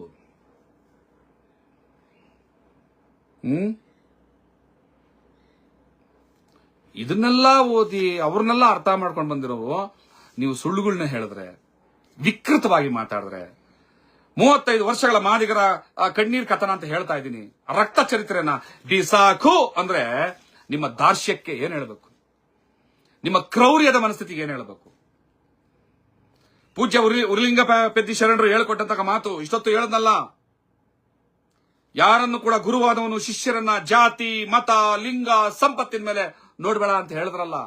ಆ ಉರುಲಿಂಗ ಪೆದ್ದಿ ಮಠದಲ್ಲಿ ಕೂತ್ಕೊಂಡು ಮಾದಿಗರ ವಿರುದ್ಧನೇ ಮಾತಾಡ್ತೀರ ಅಂದ್ರೆ, ಮಾದಿಗರ ಪೀಠ ಉರುಲಿಂಗ ಪೆದ್ದಿ ಪೀಠ ಬಿಟ್ಕೊಟ್ಬಿಡಿ ಸ್ವಾಮಿ, ಕೈ ಮುಗಿದು ಬೇಡ್ಕೊಳ್ತೀವಿ, ಬಿಟ್ಬಿಡಿ. ಯಾಕೆ ಅಂದ್ರೆ ಉರುಲಿಂಗ ಪೆದ್ದಿ ಮಠದಲ್ಲಿ ಕೂತ್ಕೊಂಡು ನೀವು ಅದೇ ಸಮುದಾಯದ ಮಾದಿಗರ ವಿರುದ್ಧ ಇಷ್ಟು ನಿಕೃಷ್ಟವಾಗಿ ಮಾತಾಡ್ತೀರಿ ಅಂದ್ರೆ, ಅಲ್ಲಿ ಕೂತ್ಕೊಂಡಿದ್ರೆ ಆ ಪೂಜ್ಯ ಶರಣ ಉರುಲಿಂಗ ಪೆದ್ದಿಯ ಆತ್ಮಕ್ಕೆ ಶಾಂತಿ ಸಿಗುತ್ತಾ? ಅವ್ರು ಒಪ್ತಾರ? ಅವ್ರ ಹೆಸರೇಳಕ್ಕಾದ್ರೂ ನಾವು ಲಾಯಕ್ ಆಗ್ತೀವ? ಸ್ವಾಮೀಜಿಗಳೇ, ಪುಣ್ಯವಂತರೇ, ಒಪ್ತಾರ? ದಯವಿಟ್ಟು ಇದೆಲ್ಲವನ್ನೂ ತಾವು ಅರ್ಥ ಮಾಡ್ಕೋಬೇಕು. ಎಷ್ಟು ಹೇಳ್ತಾ ಫೋನ್ ಕಾಲ್ ಮಾಡ್ತೀನಿ ಅಂದ್ರೆ ನಾನು ಫೋನ್ ಲೈನ್ ಆನ್ ಮಾಡ್ತೀನಿ, ಮಾತಾಡೋಣ ಒಂದ್ ಸ್ವಲ್ಪ ಹೊತ್ತು. ಕಮೆಂಟ್ ಮಾಡಿ ಫೋನ್ ಮಾಡೋದಾದ್ರೆ ನಾನು ನೋಡ್ತಾ ಇರ್ತೀನಿ ಇಲ್ಲೇನೆ. ಇಲ್ಲ ಸಾಕು 1 ಗಂಟೆಗಳ ಕಾಲ ನಾವು ಮಾತಾಡಿದೀವಿ ಅಂತಂದ್ರೆ ಬಹುಶಃ ಚಂದ್ರಶೇಖರಯ್ಯನ ಪೋಸ್ಟ್ ಮಾರ್ಟಮ್, ಸುಳ್ಳುಗಳ ಪೋಸ್ಟ್ ಮಾರ್ಟಮ್, ಚಂದ್ರಶೇಖರನ್ ಪೋಸ್ಟ್ ಮಾರ್ಟಮ್ ಅಲ್ಲ, ಚಂದ್ರಶೇಖರ ಇನ್ನೂ ಬದುಕಿದ್ದಾರೆ. ಮನುಷ್ಯನ ಪೋಸ್ಟ್ ಮಾರ್ಟಮ್ ಮಾಡುವಂಥದ್ದು ಮನುಷ್ಯ ಸತ್ತ ನಂತರ. ಆದ್ರೆ ಆತನ ಸುಳ್ಳುಗಳನ್ನ ಯಾವಾಗ ಬೇಕಾದ್ರೂ ಪೋಸ್ಟ್ ಮಾರ್ಟಮ್ ಮಾಡಬಹುದು. 27ನೇ ತಾರೀಕು ರಕ್ತ ಚೆಲ್ತೀವಿ ಅಂತ ಹೇಳಿದ್ರಿ, ಬರ ಮಗನೇ, ನಿನ್ ರಕ್ತ ನೀನ್ ಚೆಲ್ಬಿಡೋಣ, ಬರ್ಲಿ. ಚಂದ್ರಶೇಖರಯ್ಯನ ಮಗನೇ ಬರೋ, ಚಂದ್ರಶೇಖರಯ್ಯನ ಮಗನೇ, ಲೋ ವಿನಯ ಬರೋ, ಅದೇನು ರಕ್ತ ಚೆಲ್ಲ ನೋಡೇ ಬಿಡೋಣ. ಎಲ್ಲಿಂದ ಬರ್ತಿರಲ್ಲ ನನ್ನ ಮಕ್ಕಳಲ್ಲಿ. ಆಯ್ತು, ಫೋನ್ ಲೈನ್ ಆನ್ ಮಾಡ್ತೀನಿ, ದಯವಿಟ್ಟು ಕಾಲ್ ಮಾಡಿ. ನಂಬರು ತಮ್ಮೆಲ್ಲರಿಗೂ ಕೂಡ ಗೊತ್ತಿದೆ. ನನ್ನ ಇದೇ ಲೈವ್ನ ಮೇಲ್ಗಡೆ ಮತ್ತೊಂದ್ಸಲ ನಂಬರ್ ಹಾಕಿರ್ತೀನಿ. ನಂಬರ್ ತಗೊಂಡು ಕಾಲ್ ಮಾಡಿ, ನಿಮ್ಮೆಲ್ಲರ ಜೊತೆ ಮಾತಾಡೋಣ. ನಾನು ಕೂಡ ಮಾತಾಡಕ್ಕೆ ಕುತೂಹಲದಿಂದ ಕಾಯ್ತಾ ಇದ್ದೀನಿ. ಆನಾಯ್ತು, ಕಾಲ್ ಮಾಡಿ, ಡೀಟೇಲ್ಸ್ ವಾಚಿಂಗ್. ಇಬ್ಬರು ಮೆರಿಟ್ಗೆ ಕಚ್ಚಾಡಿ ಮೀಸಲಾತಿಗಲ್ಲ. ಮಹಾದೇವ್ ದೇವಯ್ಯ ಮೆರಿಟ್ಗೆ ಕಚ್ಚಾಡಿ ಮೀಸಲಾತಿಗಲ್ಲ. ಮೆರಿಟ್ಗೆ ಕಚ್ಚಾಡಿ ಬಾಬಾ ಸಾಹೇಬ್ ಅಂಬೇಡ್ಕರ್ ಮೀಸಲಾತಿ ಯಾಕೆ ಕೊಟ್ರು ಅಂತ ಫಸ್ಟ್ ತಿಳ್ಕೊಳ್ಳಿ. ಮೆರಿಟ್ ಕೊಟ್ರ, ಸಾಮಾಜಿಕ ಪರಿಸ್ಥಿತಿ ಕೊಟ್ರ ಅಂತ. ನನಗೆ ಎಂತ ವಿಚಿತ್ರ ಅಂದ್ರೆ, ಇವ್ರು ಎಲ್ಲದಕ್ಕೂ ಮಿಗಿಲಾಗಿ ಎಲ್ಲಾನು ಸಮೀಕ್ಷೆಗಳ ತಪ್ಪ ಅಂತ ಇದಾರಲ್ಲ, ಹೆಂಗೆ ಏನ್ ಸುದ್ದಿ ಇದು? ಅದು ಅಜ್ಞಾನ ಅಥವಾ ಲಾಭಕೋರ್ತನ ಅಥವಾ ಅಣ್ಣ ತಮ್ಮಂದ್ರು ಹಂಚ್ಕೊಂಡ್ ತಿನ್ನಬಾರ್ದು ಅನ್ನುವಂತಹ ದುರಾಸೆ ಅಷ್ಟೇ. ಇನ್ನೇನ್ ಹೇಳಿ ನಾನು? ಅಲ್ಲ ಸರ್, ಈಗ ಇಷ್ಟೆಲ್ಲಾ ಗೊತ್ತಿದ್ರು ನಾವು ಇಲ್ಲಿ ತನ ಈಗ ಹೆಂಗಂದ್ರೆ, ಈಗ ಅದನ್ನ ಮುಂದಿನ ಹೆಜ್ಜೆ ಏನ್ ಮಾಡ್ಬೇಕು, ಏನ್ ಸುದ್ದಿ, ಜೊತೆಗೆ ಉರ್ಲಿಂಗ ಪೆದ್ದಿ ಮಠ ಅಂತಕ್ಕಂಥ ಒಂದು ನಮ್ ಸಂಸ್ಥಾನ ಅಂತ ಈಗೆಲ್ಲ ಹೇಳಿದ್ರಿ, ಚರಿತ್ರೆ ಗೊತ್ತಾಯ್ತು. ಮುಂದಿನ ನಿರ್ಣಯ ಅವ್ರಿಗೆ ಅದನ್ನ ಹೆಂಗ ಈಗ ಒಳ ಮೀಸಲಾತಿ ಬಿಸಾಕಂದ್ರಲ್ಲ, ಆ ಮಠದ ಬಗ್ಗೆ ನಾವು ಸೂಕ್ತವಾಗಿ ಹೋರಾಡ್ಬೇಕಲ್ಲ ಸರ್? ಇಲ್ಲ, ಅವ್ರಿಗೆ ಕೇಳೋಣ ನಾವು ಪ್ರೀತಿಯಿಂದ. ಒಳ ಮೀಸಲಾತಿಯನ್ನ ಬಿಸಾಕ್ಬೇಕು ಅನ್ನೋದಾದ್ರೆ ನಮ್ಮ ಮಠನ ಬಿಸಾಕ್ಬಿಡಿ ಸ್ವಾಮಿ ಅಂತ ಕೇಳ್ಕೊಳ್ಳೋಣ. ಕಾನೂನು ಹೋರಾಟ ಎಲ್ಲ ಬೇಡ, ಪಾಪ ಇರ್ಲಿ ಬಿಡಿ. ಅವರು ನಮ್ ಅಣ್ಣ ತಮ್ಮದಿರು ಈಗ ಅಣ್ಣ ತಮ್ಮಂದ್ರು ಒಂದೇ ಮನೇಲಿ ಇದ್ರೆ ತಪ್ಪ ಇರ್ಲಿ ಬಿಡಿ. ಹೋರಾಟ ಮಾಡಿ ಎಷ್ಟು ನೋವಾಗುತ್ತೆ ಸರ್. ನಮ್ ಸಮಾಜದಲ್ಲಿ ಎಷ್ಟೊಂದು ಪ್ರಾಣ ತ್ಯಾಗ ಬಲಿದಾನ ಮಾಡಿದ್ದಾರೆ.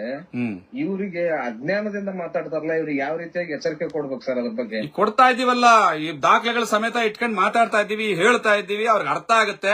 ಇನ್ನು ಮುಂದೆ ಮಾದಿಗ ಸಮುದಾಯದ ವಿರುದ್ಧ ಮಾತಾಡುವಾಗ ನಾನು ಮಾದಿಗ ಸಮುದಾಯದ ಪೀಠದಲ್ಲಿ ಕೂತ್ಕೊಂಡು ಇಂಥ ಮಾತುಗಳನ್ನ ಮಾತಾಡಬಹುದಾ ಅಂತ ತಮ್ಮ ಆತ್ಮವನ್ನ ತಾವೇ ಕೇಳ್ಕೊಳ್ಳಿ ಅಂತ ಆ ಗುರು ಶಿವಶರಣ ಉರಲಿಂಗಪಾದ ಸ್ವಾಮೀಜಿಗಳ ಪಾದಗಳಲ್ಲಿ ನಾನು ಪ್ರಾರ್ಥನೆ ಮಾಡ್ಕೊಳ್ತಾ ಇದ್ದೀನಿ. Thank you. ಅಷ್ಟೇ ಅಲ್ವಾ? ನಾವೇನು ಅವ್ರ ಹತ್ರ ಕಿತ್ತಾಡಕ್ಕಾಗ್ತದ? ಅಂಬೇಡ್ಕರ್ ಅವರ ಭಿಕ್ಷೆ ಪಡೆದು ನೀವು ಜೈ ಹಿಂದ್ ಅಂತ ಹೇಳ್ಕೊಳ್ಳಿ, ಜೈ ಭೀಮ್ ಅಂತ ಹೇಳ್ಬೇಡಿ. ಇವರೆಲ್ಲ ಬುದ್ಧನ ಅನ್ಸೋರ್ಸು. ಏನು ನೀಚರಪ್ಪ. ನೀವೆಲ್ಲ ಹೇಳ್ತಾ ಇದ್ರಿ, ಎಲ್ಲ ಚೆನ್ನಾಗಿದೆ. ಯಾಕೆ ನೀವು ಇಷ್ಟೊಂದು ರೋಷವಾಗಿ ಮಾತಾಡ್ತೀರಾ ಅಂತ ನಂಗೆ ಗೊತ್ತಾಗ್ತಾ ಇಲ್ಲ. ರೋಷವಾಗಿ ಏನ್ ಮಾತಾಡ್ತೀನಿ? ನಗ್ನಗ್ತಾ ಮಾತಾಡ್ತಾ ಇದ್ದೀನಿ. ರೋಷವಾಗಿ ಏನ್ ಮಾತಾಡ್ತೀನಿ? ಯಾವಾಗ್ನೂ ಮಾತಾಡುವಾಗ ನೀವಾಗಿರ್ಬೋದು, ನಮ್ಮ ನರಕಪ್ಪವ್ರಾಗಿರ್ಬೋದು, ಇವಾಗ ನಮ್ ವಿಚಾರ ಇಲ್ಲಿ ಮಾತಾಡಿ. ಈ ಲೈವ್ ವಿಚಾರಕ್ಕೆ ಮಾತಾಡಿ. ಲೈವ್ ವಿಷಯ ಏನಿಟ್ಟಿದ್ದೀನಲ್ಲ ಆ ವಿಚಾರದ ಬಗ್ಗೆ ಮಾತಾಡಿ. ಸುಮ್ನೆ ಎಲ್ಲೆಲ್ಲ ಡೈವರ್ಟ್ ಆಗೋದ್ ಬೇಡ. ಈ ವಿಚಾರಕ್ಕೆ ಮಾತಾಡಿ. ಡೈವರ್ಟ್ ಅಲ್ಲ ಸರ್. ಈಗ ನೀವು ಮಾಡೋದು ಚೆನ್ನಾಗಿದೆ, ಇಲ್ಲ ಅಂತ ಹೇಳ್ತಾ ಇಲ್ಲ. ಆದ್ರೆ ನನ್ ಬೇರೆ ವಿಚಾರ ರೋಷವಾಗಿ ಮಾತಾಡಿದ್ರೆ ಇನ್ನೊಬ್ಬರಿಗೆ ನೋವಾಗ್ತಾ ಇದೆ ಅಂತ ಹೇಳಿ ಹೇಳ್ತಾ ಇದ್ದಾರೆ. ಚಂದ್ರಶೇಖರಯ್ಯ ಹೇಳ್ತಾ ಇರೋ ತಿನ್ರಿ ಸರ್, ಒಂದ್ ನಿಮಿಷ ಕೇಳಿಸ್ರಿ. ಬಗ್ಗೆ ಸಮಾನ ಹಂಚ್ಕೊಂಡು ತಿನ್ರಿ, ಯಾರು ಬೇಡ ಅಂತ ಹೇಳಿ. ಯಾರು ಬೇಡ ಅನ್ನಕ್ಕಾಗಲ್ಲ. ಇಲ್ಲಿ ಕೇಳಿಸ್ಕೊಳ್ಳಿ. ಚಂದ್ರಶೇಖರಯ್ಯ ಸ್ಟೇಜ್ ಅಲ್ಲಿ ನಿಂತ್ಕೊಂಡು ಮಾದಿಗರ ಅಂಕಿ ಸಂಖ್ಯೆಗಳ ಬಗ್ಗೆ ಸುಳ್ಳನ್ನ ಹೇಳ್ತಾ ಇರುವಾಗ ಈ ಮಾತನ್ನ ನೀವ್ ಹೇಳಿಲ್ವ ಅವ್ರಿಗೆ? ಯಾರಿಗೆ? ಚಂದ್ರಶೇಖರಯ್ಯನ್ಗೆ. ಅವರು ಕಾಲ್ ಬಂದ್ರೆ ನಾನು ಅವ್ರಿಗೆ ಫೋನ್ ಮಾಡಬೇಕಿತ್ತು, ಫೋನ್ ತೆಗಿತಾ ಇಲ್ಲ. ಅವ್ರಿಗೂ ಹೇಳ್ತಾ ಇದೀನಿ, ಫೋನ್ ಮಾಡಿ ಅವ್ರಿಗೆ ಹೇಳಿ. ನಾಗಮೋಹನ್ ಹೊರದಿಲ್ಲ, ಅಲ್ಲಿ ತಪ್ಪಂತ ಹೇಳ್ತಾರೆ, ಸರಿ ಅಂತ ಹೇಳ್ತಾರೆ. ಪರಿಶೀಲನೆ ಮಾಡಿ ಅದಕ್ಕೆ ಪರಿಶೀಲನೆ ಮಾಡ್ಕೊಳ್ಳಿ. ಸುಳ್ಳು ಅಂಕಿ ಸಂಖ್ಯೆಗಳು ಸುಳ್ಳು. 1901ನೇ ಇಸ್ವಿಯ ದಾಖಲೆ ಇಟ್ಕೊಂಡು ಕರ್ನಾಟಕದಲ್ಲಿ ಮಾದಿಗರು 2 ಲಕ್ಷ ಇದ್ದಿದ್ದು ಅಂತ ಸುಳ್ಳು ಹೇಳ್ತಾರಲ್ಲ, ಆ ಸುಳ್ಳು ಕೋರ್ತನಕ್ಕೆ ನೀವೇನು ಬುದ್ಧಿ ಹೇಳಲ್ವಾ? ನನಗೆ ಹೇಳಕ್ ಬರೋದು. ನಾಗಮೋಹನ್ ರಾಜ್ ಹೊರದಿನ ಸುಳ್ಳು ಅಂತ ಹೇಳ್ತಾರಲ್ಲ, ಸುಳ್ಳು ಅದು ಇಲ್ಲ ಸುಳ್ಳು ಅಂತ ಹೇಳ್ತಾರಲ್ಲ, ಮತ್ತೆ ಕ್ಲಿಯರ್ ಮಾಡ್ತಾರೆ ಅದಕ್ಕೆ. ಯಾರು ಹೇಳ್ತೀರಿ ಸುಳ್ಳು? ಯಾರು ಹೇಳಿದ್ರು ಸುಳ್ಳು ಅಂತ? ನಾವ್ ಹೇಳುವ ಅಲ್ಲ, ನಾಗಮೋಹನ್ ರಾಜ್ ಹೊರದಿನ ಸುಳ್ಳು ಅಂತ ಹೇಳ್ತಾ ಇರಲ್ಲ. ಅದನ್ನೇ ಹೇಳ್ತಾ ಇದ್ದೀನಲ್ಲ. ಸರಿಯಾಗಿ ಆಗಿಲ್ಲ, ಮಾಡ್ತೀವಿ ಅಂತ ಹೇಳ್ತಾ ಇದಾರೆ. ಮಾಡ್ತೀವಿ ಒಂದ್ಸರಿ ಮಾಡ್ಸೋಣ. ಇನ್ನೊಂದು ರೋಡಿಗೆ ಬಂದ್ಬಿಟ್ಟು ಒಂದು ನಾಲ್ಕು ಹೇಳ್ತೇನೆ. ಇನ್ನೊಂದು ಮತ್ತು ಮಾಡಿದ್ರೆ ಯಾಕೆ ರೋಡಿಗೆ ಬರ್ತೀರಿ ನಾನು ಹೇಳ್ತಾರ. ಒಂದ್ ನಿಮಿಷ ಕೇಳಿಸ್ಕೊಳ್ಳಿ. ನಾಗಮೋಹನ್ ದಾಸ್ ಆಯೋಗದ ವರದಿ ಸರಿ ಇಲ್ಲ, ಸದಾಶಿವ ಆಯೋಗದ ವರದಿ ಸರಿ ಇಲ್ಲ, ಮಾಧುಸ್ವಾಮಿ ಆಯೋಗದ ವರದಿ ಸರಿ ಇಲ್ಲ, ಅವನೂರ್ ಆಯೋಗದ ವರದಿ ಸರಿ ಇಲ್ಲ, ಕಾಂತರಾಜ್ ಆಯೋಗದ ವರದಿ ಸರಿ ಇಲ್ಲ, 2011ರ ಸೆನ್ಸಸ್ ಸರಿ ಇಲ್ಲ. ಇನ್ಯಾವ್ದು ಸರಿ? ಚಂದ್ರಶೇಖರ ಆಯೋಗದ ಅಧ್ಯಕ್ಷ ಮಾಡ್ಬೇಡಿ, ಮಾಡಿಸಿ ಸರ್ವೇನ. ಇನ್ಯಾವ್ದನ್ನ ಒಪ್ತೀರಿ ನೀವು? ಯಾವ್ದನ್ನ ಒಪ್ಬೇಕು? ಯಾವ್ದು ಸರಿ ಇಲ್ಲ. ಎಲ್ಲ ಅವೈಜ್ಞಾನಿಕ. ಅಣ್ಣ ತಮ್ಮಂದ್ರು ಹಂಚ್ಕೊಂಡು ತಿಂದನ ಬರ್ರಪ್ಪ ಅಂದ್ರೆ ಅವೈಜ್ಞಾನಿಕ, ಅಮಾನವೀಯ, ಜಾತಿವಾದ. ಅಣ್ಣ ತಮ್ಮಂದ್ರು ಕೂತ್ಕೊಂಡು ಮಾತಾಡಿ. ಏನ್ ಕೂತ್ಕೊಂಡು ಮಾತಾಡಿ, ಸುಮ್ನೆ ನೀವು ಬೈಯೋದು ರೇಗಾಡೋದು ಸರಿ ಇರಲ್ಲ. ಯಾರಿಗ್ ಬೈದೆ ನಾನು? ಸತ್ಯ ಹೇಳ್ತಾ ಇರೋದು, ಸುಳ್ಳು ಹೇಳ್ಬೇಡ್ರಿ ಅಂತ. ನೀವು ಮಾದೇವಪ್ಪರನ್ನ ಬೈತೀರಾ, ಸಚಿವನ್ ಬೈತಾ ಇರೋದು. ಹೌದು ಹೌದು. ಹಂಗೆ ತಿಮ್ಮಪ್ಪರನ್ನ ಬೈಬೇಕು, ಹಂಗೆ ಆರ್ವಿ ತಿಮ್ಮಪ್ಪರು ಬೈಬೇಕು, ಕೇಕ್ ಬಂದು ಇವ್ರಿಗೆ ಬೈಬೇಕು. ಯಾಕೆ ಬೈಯಲ್ಲ ಅವ್ರಿಗೆ? ಆರ್ಬಿ ತಿಮ್ಮ ಇರೋದು ಕೇಳಿದ್ಮೇಲೆ ಕೇಳಿಸ್ಕೊಳ್ರಿ. ಈ ಕಡೆ ಕೇಳಿಸ್ಕೊಳಂಗಿದ್ರೆ ಮಾತ್ರ ಫೋನ್ ಮಾಡ್ಬೇಕು. ನೀವು ಒಬ್ಬರೇ ಮಾತಾಡೋದಲ್ಲ. ಇಲ್ಲ, ನಾನು ಕೇಳ್ಕೊಂಡೇ ಮಾತಾಡ್ತೇನೆ ಸರ್. ಈಗ ನಾನು ಮಾತಾಡ್ತೀನಲ್ಲ, ಈಗ ನಾನು ನೀವು ಮಾಡ್ತಾ ಇರಲ್ಲ. ಈಗ ನಾನು ಮಾತಾಡ್ತೀನಿ ಇರ್ರಿ. ಒಂದ್ ನಿಮಿಷ ನೀವು ಮಾಡಿ ಬೇಡ ಅಂತಲ್ಲ. ಒಂದು ನಿಮಿಷ ಮಾತಾಡ್ತೀನಿ ಇರ್ರಿ. ಗೊಂದಲ ಆಗ್ತಾ ಇಲ್ಲ, ಗೊಂದಲ ನಿವಾರಣೆ ಮಾಡ್ಕೊಳ್ಳಿ ಅಂತ ಹೇಳ್ತಾರೆ. ಗೊಂದಲ ನಿವಾರಣೆ ಮಾಡಕ್ಕೆ ದಾಖಲೆಗಳನ್ನ ಇಟ್ಕೊಂಡು ಮಾತಾಡ್ತಾ ಇರೋದು. ಆರ್ಬಿ ತಿಮ್ಮಾಪುರ್ ಅಬಕಾರಿ ಸಚಿವ, ಸಮಾಜ ಕಲ್ಯಾಣ ಇಲಾಖೆ ಸಚಿವ ಅಲ್ಲ.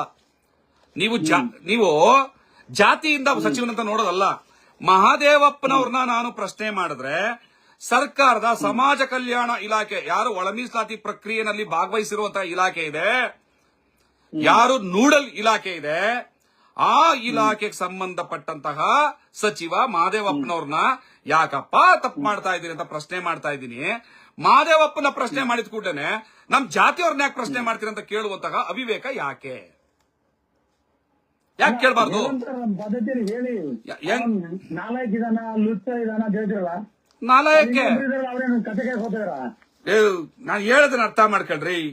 ಸಮಾಜ ಕಲ್ಯಾಣ ಅರ್ಥ ಆಗ್ತಾ ಇದೆ, ನಿಮ್ಗೆ ಅರ್ಥ ಆಗ್ತದೆ. ನಿಮ್ಗೆ ಎಲ್ಲರಿಗೂ ಬೈರಿ. ಕಮಿಟಿಯಲ್ಲಿ ಯಾರು ಇಲ್ವಾ? ಅಬಕಾರಿ ಸಚಿವರು ಇಲ್ವಾ? ಅದರಲ್ಲಿ ಅಬಕಾರಿ ಇಲಾಖೆ ಸಚಿವ ಒಳ ಮೀಸಲಾತಿ ಸಂಬಂಧಪಟ್ಟಂತ ಫೈಲ್ಗಳು ನೋಡ್ತಾರ? ಅವ್ರ ಮೆಂಬರ್ಗಳು ಇಲ್ವಾ? ಸ್ಟೇಜ್ ಮುನಿಯಪ್ಪ ಇಲ್ವಾ? ಇಡ್ರಿ ಫೋನು. ಒಂದು 4 ಕಾಸಿನ ತಲೆ ಇಲ್ಲ, 4 ಕಾಸಿನ ಬುದ್ಧಿ ಇಲ್ಲ. ಬೈರಿ ಯಾಕೆ? ನನಗೆ ತಿಕ್ಕಲ್ಲ, ಎಲ್ಲರೂ ಬೈಕಂತಿರ್ಗಾಕೆ. ಅವನಿಗೆ ಬೈರಿ ಇವನಿಗೆ ಬೈರಿ. ಜಾತಿ ಅನ್ನೋದನ್ನ ಇಲ್ಲಿ ತುಂಬ್ಕೊಂಡ್ಬಿಡವೆ ಕಸದ ತರ. ಹಲೋ ಹಲೋ ಹಲೋ ಹಲೋ ಹೇಳಿ, ಕೇಳಿಸ್ತಾ ಇದೆ ಹೇಳಿ. ಸರ್ ಭಾಸ್ಕರ್ ಸರ್ ಮಾತಾಡ್ತಾರಲ್ಲ? ನಾನೇ ಮಾತಾಡ್ತಾ ಇದ್ದೀನಿ, ದಯವಿಟ್ಟು ಹೇಳಿ. ಅದೇ ಸರ್ ನಮಸ್ತೆ. ನಮಸ್ತೆ ನಮಸ್ತೆ ಹೇಳಿ. ಅದೇ ಇದು ಒಂದು ನ್ಯೂಸ್ ನೋಡಿದೆ, ಇದು ಕಂದಾಯ ಸಚಿವರು ಇದು ಹಳೆ ಮೀಸಲಾತಿ ಅಂತೇನೆ ನಡೆಯುತ್ತೆ ಅಂತೇಳಿ, ಅದು ನಿಜನಾ ಸರ್? ಅದು ಅವ್ರು 1000 ಹೇಳ್ಬೋದು, ಹಂಗಾಗಲ್ಲ, ಹಂಗಾಗೋದಕ್ಕೆ ನಾವು ಬಿಡೋದು ಇಲ್ಲ. ಹೌದು, ಅಷ್ಟೇ. ಕಾನೂನು ಎಲ್ರಿಗೂ ಅದು ನಾವು ಬಳ್ಳಾರಿಯಿಂದ ಸರ್, ಬಳ್ಳಾರಿ ಮಾಡ್ತಿಲ್ಲ ನಮ್ಮ ಒಂದು ಸಮುದಾಯದಲ್ಲೂ ಕೂಡ. ಅದು ನೀವು ಮಾತಾಡೋ ಮಾತುಗಳನ್ನ ಅದನ್ನ ಅರ್ಥ ಮಾಡ್ಕೊಂತಾರೆ, ಸುಮ್ಮನೆ ಅವಾಚ್ಯ ಶಬ್ದಗಳಿಂದ ನಿಂದಿಸೋದು, ಇದು ಎಲ್ಲೋ ಒಂದ್ ಕಡೆ ಬಹಳ ಅತಿ ಆಗ್ತಾ ಇದೆ ಅನ್ಸ್ತದೆ ಅಂತ. ಅದು ನೋಡ್ತಾ ಇದ್ದೀರಲ್ಲ ಈಗ ಈ ಲೈವ್ ನಲ್ಲಿ ಬರ್ತಾ ಇರೋ ಕಮೆಂಟ್ ಗಳನ್ನ ನೋಡಿ. ನೆನ್ನೆ ಮೊನ್ನೆ ಕಣ್ಣು ಬಿಟ್ಟಿಲ್ಲ ಈ ಚಂದ್ರಶೇಖರನ್ ಮಕ್ಕಳೆಲ್ಲ ಬಂದು ನನ್ನ ಇಲ್ಲಿ ಕೂರ್ಸ್ಕೊಂಡು ಇಷ್ಟು ಕೆಟ್ಟದಾಗ ನಾನು ಅದನ್ನ ರಿಪೀಟ್ ಮಾಡಕ್ ಆಗಲ್ಲ. ನಾನ್ ರಿಪೀಟ್ ಮಾಡಿದ್ರೆ ಎದುರುಗಡೆ ಇದ್ದಿದ್ರೆ ಮಾತ್ರ ಅವ್ರ ಕಿವಿ ತೂತ್ ಬೀಳ್ತಾವ, ಅದು ಬೇರೆ ಮಾತು. ಇಲ್ಲಿ ವಿಷಯ ಮಾತಾಡ್ರು ಅಂದ್ರೆ RSS ಗುಲಾಮ, ಬಿಜೆಪಿ ಏಜೆಂಟು. ಇವರಪ್ಪ ಶ್ರೀನಿವಾಸ್ ಪ್ರಸಾದ್ ಇದ್ರಲ್ವಾ, ನನಗೆ ಅವ್ರ ಗೌರವ ಇತ್ತು, ನನಗೆ ಪೂಜ್ಯರು, ನನಗೆ ಹಿರಿಯರವರು. ಮತ್ತೆ ದಲಿತ ಸಮುದಾಯಕ್ಕೆ ಸ್ವಾಭಿಮಾನವನ್ನು ಕಲ್ಸ್ಕೊಟ್ಟಂತಹ ಬಹಳ ದೊಡ್ಡ ಧ್ವನಿ ಶ್ರೀನಿವಾಸ್ ಪ್ರಸಾದ್ ಅವರು. ಬಿಜೆಪಿಲಿ ಇರ್ಲಿಲ್ವಾ? ಪ್ರಶ್ನೆ ಮಾಡ್ತಾರ? ಕೆ ಶಿವರಾಮ್ ಅವರು ದಲಿತ ಸಮುದಾಯಕ್ಕೆ ಒಂದು ನಿಮಿಷ ಕೆ ಶಿವರಾಮ್ ಅವರು ಇರ್ಲಿಲ್ವಾ ಬಿಜೆಪಿನಲ್ಲಿ? ನಿಮ್ಗೆ ಏನಾದ್ರೂ ತಕರಾರು ಇತ್ತಾ? ಇಲ್ಲ.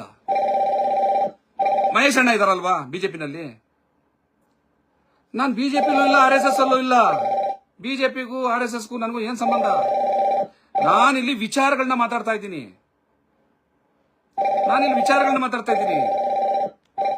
ನೀವು RSS ಗುಲಾಮ ಅಂತ, ನಿಮ್ಮ ಅಪ್ಪದಿರ್ ಇರ್ಬೇಕು RSS ಗುಲಾಮ, ನಿಮ್ಮ ಅವ್ವ ಇರ್ಬೇಕು RSS ಗುಲಾಮಿ. ಇಲ್ಲಿ ಯಾಕ್ರ ಬಂದ್ ಸಾಯ್ತಿರಲ್ಲೇ ಮಕ್ಕಳಲ್ಲೇ, ಚಂದ್ರಶೇಖರನ್ ಮಕ್ಕಳೇ. ಆ ವಯ್ಯ ಸುಳ್ಳು ಹೇಳ್ದಂಗೆ ಹೇಳ್ತಿರಲ್ಲ ನನ್ನ ಮಕ್ಕಳ ನೀವು. ಲೇ ನಿಮ್ ಯೋಗ್ಯತೆ ಅಷ್ಟು ಬೆಂಕಿ. ಹಲೋ ಹಲೋ ಹೇಳಿ. ಹಲೋ ಹೇಳಿ ಮಾತಾಡಿ ಸರ್. ರಾಹುಲ್ ಉದ್ದ ಅಂತ ಮಾತಾಡಿ. ಜಿಲ್ಲೆ ಉನ್ನತ ತರಗತಿಯಿಂದ ಮಾತಾಡ್ತಾ ಇದ್ದೀನಿ ಸರ್. ಮಾತಾಡಿ ಹೇಳಿ. ಸರ್, ಈಗ ಒಳ ಮೀಸಲಾತಿಯಲ್ಲಿ ಆಗಿರುವಂತ ಗೊಂದಲ ಜನಗಳಿಗೆ ಸರಿಯಾಗಿ ತಿಳಿಸಿ ಹೇಳ್ರಿ. ಈಗ ಬಲಗೈ ಸಮುದಾಯಕ್ಕೆ ಅನ್ಯಾಯ ಆಗಿದೆ ಅಂತ ನಿಮ್ಗೂ ಗೊತ್ತಿದೆ. ಆ ಬಲಗೈ ಸಮುದಾಯಕ್ಕೆ ಅನ್ಯಾಯ ಆಗಿದೆ ಸರಿಪಡಿಸಿ ಅಂತ ನೀವೆಲ್ಲೂ ಮಾತಾಡ್ತಿಲ್ಲ. ಏನ್ ಅನ್ಯಾಯ ಅಂತ ಹೇಳಿ ನನಗೆ ಸರ್? ಏನ್ ಅನ್ಯಾಯ ಆಯ್ತು ಅಂತ ನನಗೆ ಹೇಳಿ, ಎಕ್ಸ್ಪ್ಲೈನ್ ಮಾಡಿ. ಈಗ ಒಳ ಮೀಸಲಾತಿಯಲ್ಲಿ ರೋಷ ಬಿಂದುವಿನಲ್ಲಿ ಎಲ್ಲಾ ಪ್ರವರ್ಗ ಹೀಗೆ ಹೋಗ್ಬಿಟ್ರೆ ಹೆಂಗೆ ಅಂತ. ಹೆಂಗೆ? ಈಗ ಪ್ರವರ್ಗ ಬಿದವರು ಪ್ರವರ್ಗ ಸಿದವ್ರು ಹೇಗೆ ಹೆಂಗೆ ಹೇಳಿ, ಏನ್ ಅನ್ಯಾಯ ಕರೆಕ್ಟ್ ಆಗಿ ಎಕ್ಸ್ಪ್ಲೈನ್ ಮಾಡಿ. ಅನ್ಯಾಯ ಎಕ್ಸ್ಪ್ಲೈನ್ ಮಾಡಕ್ ಬರ್ಬೇಕು ಫಸ್ಟ್. ಸರ್ ನೋಡಿ, ಎಲ್ಲಾ ಬಲಗೈ ಎಡಗೈ ಎಲ್ಲರೂ ಜೊತೆಲಿ ಸೇರ್ಕೊಂಡು ಈಗ ನಮಗೆ ಅದೆಲ್ಲ ಬೇಡ. ನಮಗೆ ಹೆಚ್ಚಿನ ರೀತಿಯಲ್ಲಿ ನಮಗ್ ಸವಲತ್ತು ಸಿಗ್ಲಿ, ಹೆಚ್ಚಿನ ಇದ್ರಲ್ಲಿ ಪರ್ಸೆಂಟೇಜ್ ಸಿಗ್ಲಿ ಅಂತ ಹೇಳಿ ಹೋರಾಟ ಮಾಡೋಣ. ಅದು ಬಿಟ್ಬಿಟ್ಟು ಈಗ ಇಬ್ಬರಲ್ಲೇ ಜಗಳ ಆಡ್ಕೊಂಡು ನಾವು ಆಗೋದು ಬೇಡ ಅಂತ ನನ್ನ ಅನಿಸಿಕೆ. ಒಟ್ಟಾಗಿರೋದು ಹಂಚ್ಕೊಂಡ್ ತಿನ್ನಕ್ಕಿರ್ಬೇಕು, ಅರ್ಥ ಆಯ್ತಾ? ನಮ್ಮನ್ನು ಹೊಂಚಕಲ್ಲ. ಇಲ್ಲ ಸರ್, ನಾವೆಲ್ಲೂ ಒಳ ಮೀಸಲು ಬೇಡ ಅಂತ ಎಲ್ಲೂ ಹೇಳಿಲ್ಲ. ಎಲ್ಲರೂ ನಿಮ್ ಜೊತೆಯಲ್ಲೇ ಹೋರಾಟಕ್ಕೂ ನಾವು ಮುಂಚೆ ಎಲ್ಲ ಹೋರಾಟ ಮಾಡಿದೀವಿ. ನಮ್ ಜಿಲ್ಲೆಯಲ್ಲೂ ಮಾಡಿದೀವಿ, ನಮ್ ತಾಲೂಕದಲ್ಲೂ ನಿಮ್ ಜೊತೆ ಸೇರ್ಕೊಂಡೆ ನಾವು ಒಳ ಮೀಸಲಾತಿ ಬೇಕಂತಾನೆ ಹೋರಾಟ ಮಾಡಿದವರು. ಆಮೇಲೆ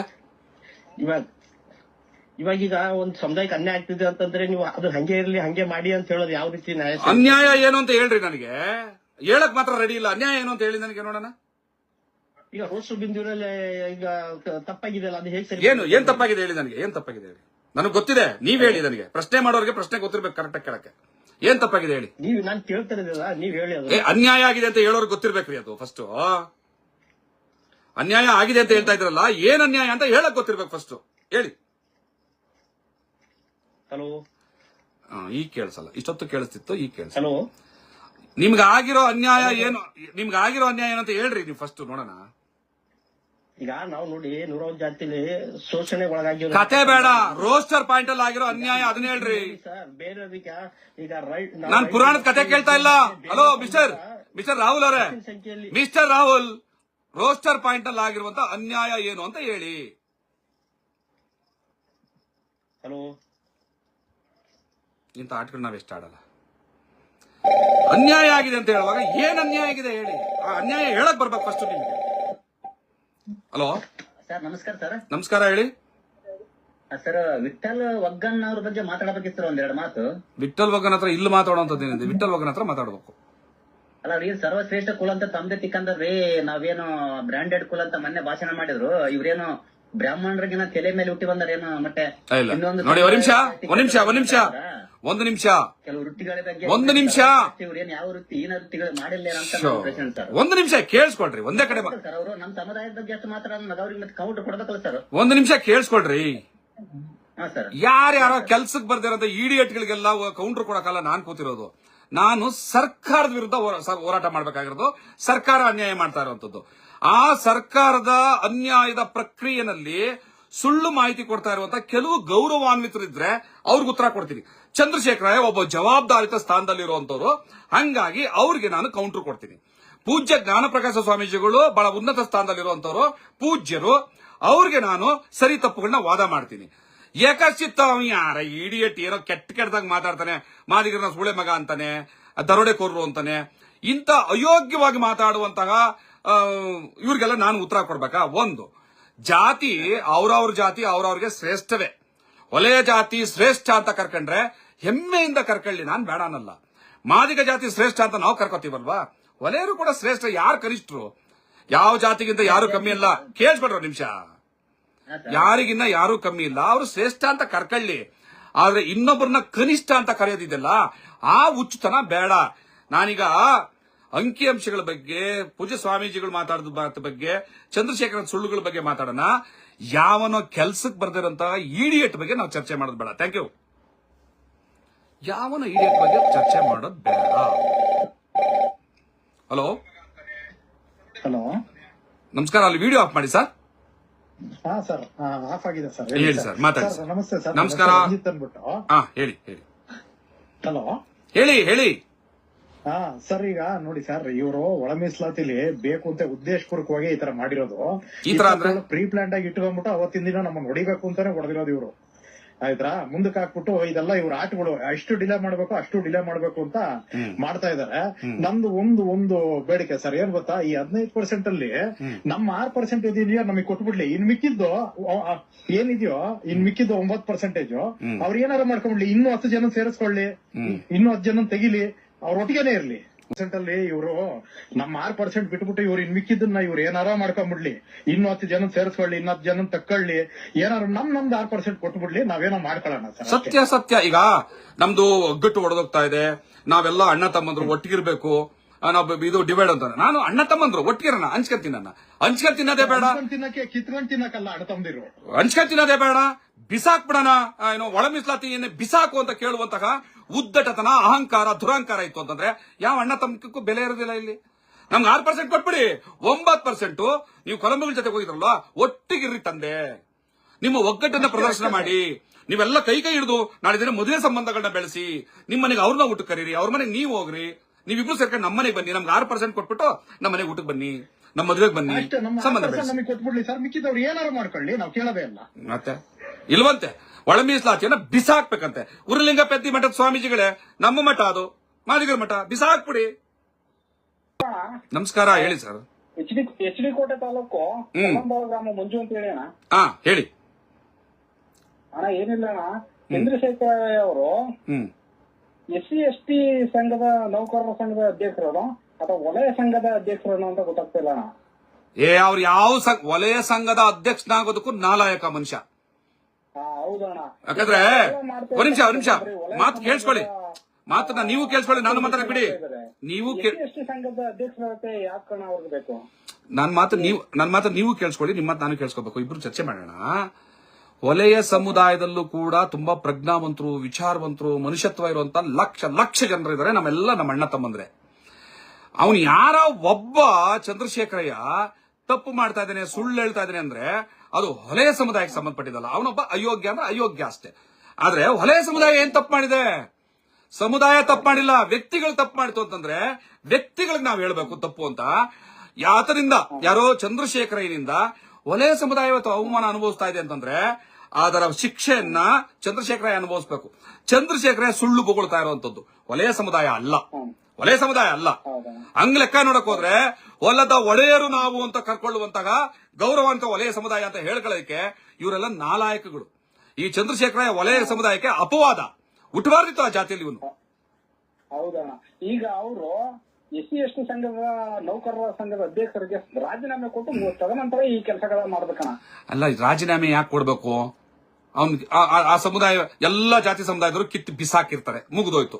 ಈಗ ಆತ ಒಬ್ಬ ಸ್ವಯಂ ಘೋಷಿತ ಅಂತ ಅಷ್ಟೇ. ಎರಡನೇದು ಅಣ್ಣ, ಈ ಸರ್ಕಾರಿ ನೌಕರರು ಯಾವುದೇ ರೀತಿಯ ಪ್ರತಿಭಟನೆಗಳಿಗೆ ಭಾಗವಹಿಸೋದಿಲ್ಲ ಅಂತ ಹೇಳ್ತಾ ಇದಾರೆ. ಆದ್ರೆ ಇವರು ಎಲ್ಲಾ ರೀತಿಯ ಆಕ್ಟಿವಿಟೀಸ್ ಎಲ್ಲ ಭಾಗವಹಿಸ್ತಾ ಇದಾರೆ. ಮತ್ತೆ ಅವ್ರಿಗೆ ರಜೆ ಎಲ್ಲ ಯಾವ ತರ ಕೊಡ್ತಾ ಇದಾರೆ ಅಣ್ಣ? ಪ್ರತಿದಿನ ಅವರು ಆಕ್ಟಿವಿಟೀಸ್ ಎಲ್ಲ ಇರ್ತಾ ಇದಾರೆ. ನೋಡಿ, ಚಂದ್ರಶೇಖರಯ್ಯ ರಜೆ ಯಾವ ತರ ಕೊಡ್ತಾರೆ? ಚಂದ್ರಶೇಖರಯ್ಯ ಒಂದ್ ನಿಮಿಷ ಅದನ್ನ ಹೇಳ್ತಾ ಇದ್ದೀನಿ, ಕೇಳಿಸ್ಕೊಳ್ಳಿ. ಚಂದ್ರಶೇಖರಯ್ಯ ಗವರ್ಮೆಂಟ್ ಅಫಿಷಿಯಲ್ ಆಗಿ ಸರ್ಕಾರದ ವಿರುದ್ಧವಾದಂತಹ ಪ್ರತಿಭಟನೆಗಳಲ್ಲಿ ಭಾಗವಹಿಸುವಂತದ್ದು ಅಫೆನ್ಸ್. ಅವರ ಸೇವಾ ನಿಯಮಗಳ ಪ್ರಕಾರ ಅದೊಂದು ಅಫೆನ್ಸ್, ಅಪರಾಧ ಅದು. ಮತ್ತೆ ಚಂದ್ರಶೇಖರಯ್ಯ ಒಂದು ಆಯೋಗದ ಅಧ್ಯಕ್ಷರನ್ನ ನೀನು ಹೊಟ್ಟೆಗೆ ಏನ್ ತಿಂತ್ಯಾ, ಅನ್ನ ತಿಂತೀಯ ನಂಗೋದಾಸ್ ಅಂತ ಸಿಂಗ್ಯುಲರ್ ಆಗಿ ಮಾತಾಡ್ತಾನಲ್ಲ, ಅದು ಅತ್ಯಂತ ಖಂಡನೀಯ ಅಪರಾಧ. ಸರ್ಕಾರ ಆತನ ಬಗ್ಗೆ ಸರಿಯಾದ ರೀತಿಯಾದಂತಹ ಕ್ರಮವನ್ನ ವಹಿಸಬೇಕಾಗ್ತದೆ. ಈ ಸರ್ಕಾರ ಅವನ ಮೇಲೆ ಯಾವುದೇ ರೀತಿಯಾದಂತಹ ಕ್ರಮ, ನಾನು ಯಾಕೆ ಅವನು ಈಗ ಮಾತಾಡ್ತಾ ಇದ್ದೀನಿ ಅಂತಂದ್ರೆ, ಗೌರವ, ನಾನು ಯಾರನ್ನ ಬೇಕಾದ್ರೆ ಟೀಕೆ ಮಾಡೋಣ, ಆದ್ರೆ ಸ್ಥಾನಮಾನಗಳಿಗೆ ಗೌರವ ಇರಬೇಕು. ಸಮುದಾಯವನ್ನ ತುಂಬಾ ಕೀಳಾಗಿ ಮಾತಾಡುವಂಥದ್ದು, ಒಬ್ಬ ಜಡ್ಜನ್ನ ಅವನು ಇವನು ಅಂತ ಮಾತಾಡೋದು, ಆಮೇಲೆ ಒಂದು ವರದಿ ನನ್ನ ಬೂಟ್ ವರ್ಷಕ್ಕೆ ಲಾಯಕ್ಕಿಲ್ಲ ಅಂತ ಮಾತಾಡ್ತಾರೆ ಅಂತಂದ್ರೆ ನಾವು ಕೂಡ ಅದೇ ಗೌರವನ ಕೊಡ್ಬೇಕಾಗ್ತದೆ. ಈತನ ಮೇಲೆ ಸರ್ಕಾರ ಕ್ರಮ ವಹಿಸ್ತಾ ಇಲ್ಲ ಅಂತಂದ್ರೆ ಇದು ನಾಲಾಯಕ ಸರ್ಕಾರ, ಇದು ಅಯೋಗ್ಯ ಸರ್ಕಾರ ಇದು. ಹಂಗಾಗಿ ಈ ಸರ್ಕಾರಕ್ಕೂ ಕೂಡ ಬುದ್ಧಿ ಕಲಿಸುವಂತ ಕೆಲಸವನ್ನ ಮಾಡೋಣ. Thank you. ತುಂಬಾ ಜನರ ಕಾಲ್ ಬರ್ತಾ ಇದೆ. ಒಬ್ಬರ ಹತ್ರನೇ ತುಂಬಾ ಹೊತ್ತು ಮಾತಾಡಿದ್ರೆ ಹಲವಾರು ಜನರ ಕಾಲ್ಗಳಿಗೆ ನಾವು ಅವಕಾಶ ಕೊಟ್ಟಂಗಾಗಲ್ಲ. ಹಲೋ, ಮಾತಾಡಿ ಸರ್. ಇಡೀ ಕರ್ನಾಟಕ ರಾಜ್ಯದಲ್ಲಿ ಕೋಲಾರ ಜಿಲ್ಲೆಯಲ್ಲಿ ದಲಿತ ಸಂಘಟನೆಗಳು ಹುಟ್ಟಾಕಿದ್ದು ಅವರವರು ಕೋಲಾರ. ಆ ಕೋಲಾರದಲ್ಲಿ ಮಾದಿಗರಾಗಿರ್ಬೋದು, ವಲಯರಾಗಿರ್ಬೋದು, ಅಣ್ಣ ತಮ್ಮಂದ್ರಂಗ್ ಬದುಕ್ತಾ ಇದ್ವಿ ನಾವು. 1973-74 ಪ್ರೊಫೆಸರ್ ಬಿ ಕೆ ಕೃಷ್ಣಪ್ಪನವರು ಏನ್ ಸ್ಥಾಪನೆ ಮಾಡಿದ್ರು ದಲಿತ ಸಂಘರ್ಷ ಸಮಿತಿ, ಆಗ ನಮ್ಮ ಚಿಂತಾಮಣಿ ಎನ್ ಶಿವಣ್ಣವರಾಗಿರ್ಬೋದು, CM ಮುನಿಯಪ್ಪಣ್ಣ ಆಗಿರ್ಬೋದು, ನಮ್ಮ ಕೋಲಾರ ಟಿ ವಿಜಿ ಕುಮಾರಣ್ಣ ಆಗಿರ್ಬೋದು, ಎನ್ ಮುನ್ಸಾಮಣ್ಣವರಾಗಿರ್ಬೋದು, ಗಡ್ಡಂ ವೆಂಕಟೇಶಣ್ಣವರಾಗಿರ್ಬೋದು, ಹಿರಿಯ ಅನೇಕ ಹೋರಾಟಗಾರರು ಎಲ್ಲ ಸೇರಿ ಸಂಘಟನೆ ಕಟ್ಟಿ ದಲಿತ ಸಂಘರ್ಷ ಸಮಿತಿ ಅಂತ ಹುಟ್ಟಾಕಿದ್ರು. ಆವಾಗ ಯಾವ್ದು ಜಾತಿ ಇಲ್ಲ, ವಲಯರು ಮಾದಿಗರು ಎಲ್ಲಾ ಸೇರಿ, ಎಲ್ಲಾ ಜನಾಂಗಗಳು ಸೇರಿ ಒಂದು ಸಂಘಟನೆ ಹುಟ್ಟಾಕಿ ಬೆಳೆಸಿದ್ರು. ಆಯ್ತು. ಇವಾಗ ಯಾವ್ದು ಸರ್ ಇದು? ವಲಯರು ಬೇರೆ, ಮಾದಿಗರು ಬೇರೆ, ಏನ್ ಸರ್ ಇದು ನ್ಯಾಯನಾ? ಮುಗಿತಾ ನಿಮ್ಮ ಮಾತು? ಒಳ ಮೀಸಲಾತಿ ಹೋರಾಟ ಮಾಡ್ತಾ ಇದೀವಿ, ನಿಮ್ಮ ಹಕ್ಕು. ಸಂವಿಧಾನದಲ್ಲಿ ಪ್ರಜಾಪ್ರಭುತ್ವ, ಎಲ್ಲಾರ್ಗೂ ಸರ್ವಸಮಾನ ಹಕ್ಕಿದೆ, ನೀವ್ ಕೇಳಿ, ತಪ್ಪೇನಿಲ್ಲ. ಒಳ ಮೀಸಲಾತಿ ಬೇಕಂತ ನೀವು ಕೇಳ್ತಾ ಇದ್ರಿ, ನಾವ್ ಅದಕ್ಕೆ ವಿರೋಧ ಮಾಡ್ತಾ ಇಲ್ಲ. ಆಯ್ತು. ಆದ್ರೆ ವಲಯರು ಬೇರೆ, ಮಾದಿಗರು ಬೇರೆ ಅಂತ ವಿಂಗಡಣೆ ಮಾಡ್ತಾ ಇದ್ರಲ್ಲ, ದಯವಿಟ್ಟು ಅದನ್ನ ನಾನು ಖಂಡಿಸ್ತಾ ಇದ್ದೀನಿ. ನೀವು ಏನ್ ಹೋರಾಟ ಮಾಡ್ತಾ ಇದ್ರೆ ಮಾಡಿ ಸರ್, ಸರ್ಕಾರಕ್ಕೆ ಬಿಟ್ಟಿದ್ ವಿಚಾರ ಅದು. ಸರ್ಕಾರ ಏನು ಕ್ರಮ ತಗೊಳುತ್ತೆ ಅದಕ್ಕೆ ನಾವು ಬದ್ಧವಾಗಿರ್ತೀವಿ. ವಲಯರಾಗಿರ್ಬೋದು, ಮಾದಿಗರಾಗಿರ್ಬೋದು, ಎರಡೂ ಜನಾಂಗಗಳು ಅಥವಾ ಸ್ಪರ್ಶ ಜಾತಿಗಳು, ಟಚಬಲ್ಸ್ ಏನಿದಾರೋ ಎಲ್ಲಾರು, ಏನಿವತ್ತು 154 ಜಾತಿಗಳಿದಾವೋ ಆ ಜಾತಿಗಳೆಲ್ಲನೂ ಸರ್ಕಾರ ಏನ್ ಕ್ರಮ ತಗೊಳುತ್ತೋ ಅದಕ್ಕೆ ನಾವು ಬದ್ಧವಾಗಿರ್ತೀವಿ. ನಿನ್ನೆ ಸನ್ಮಾನ್ಯ KH ಮುನಿಯಪ್ಪನವರು ಒಂದ್ ಮಾತಾಡಿದ್ದಾರೆ, ನಾವೆಲ್ಲ ನಾವು SC/ST ಮಿನಿಸ್ಟರ್ಗಳಿದ್ರಿ, ಶಾಸಕರಿದ್ರಿ, ನಾವೆಲ್ಲ ಸೇರಿ ನಾವೆಲ್ಲ ಒಂದೇ. ಅದುವರೆಗೂ ದಯವಿಟ್ಟು ಯಾರು ಎಲ್ಲಾರ್ಗೂ ಸರ್ವಸಮಾನವಾಗಿ ಮೀಸಲಾತಿ ಹಂಚಿಕೆ ಮಾಡ್ತೀವಿ, ಅದುವರೆಗೂ ಯಾರು ಏನು ಇದ್ ಮಾಡ್ಬೇಡಿ ಅಂತ ಒಂದು ಸಂದೇಶ ಕೊಟ್ಟವ್ರೆ. ಅದಕ್ಕೆ ನಾವು ತಲೆ ಬಾಗ್ತೀವಿ.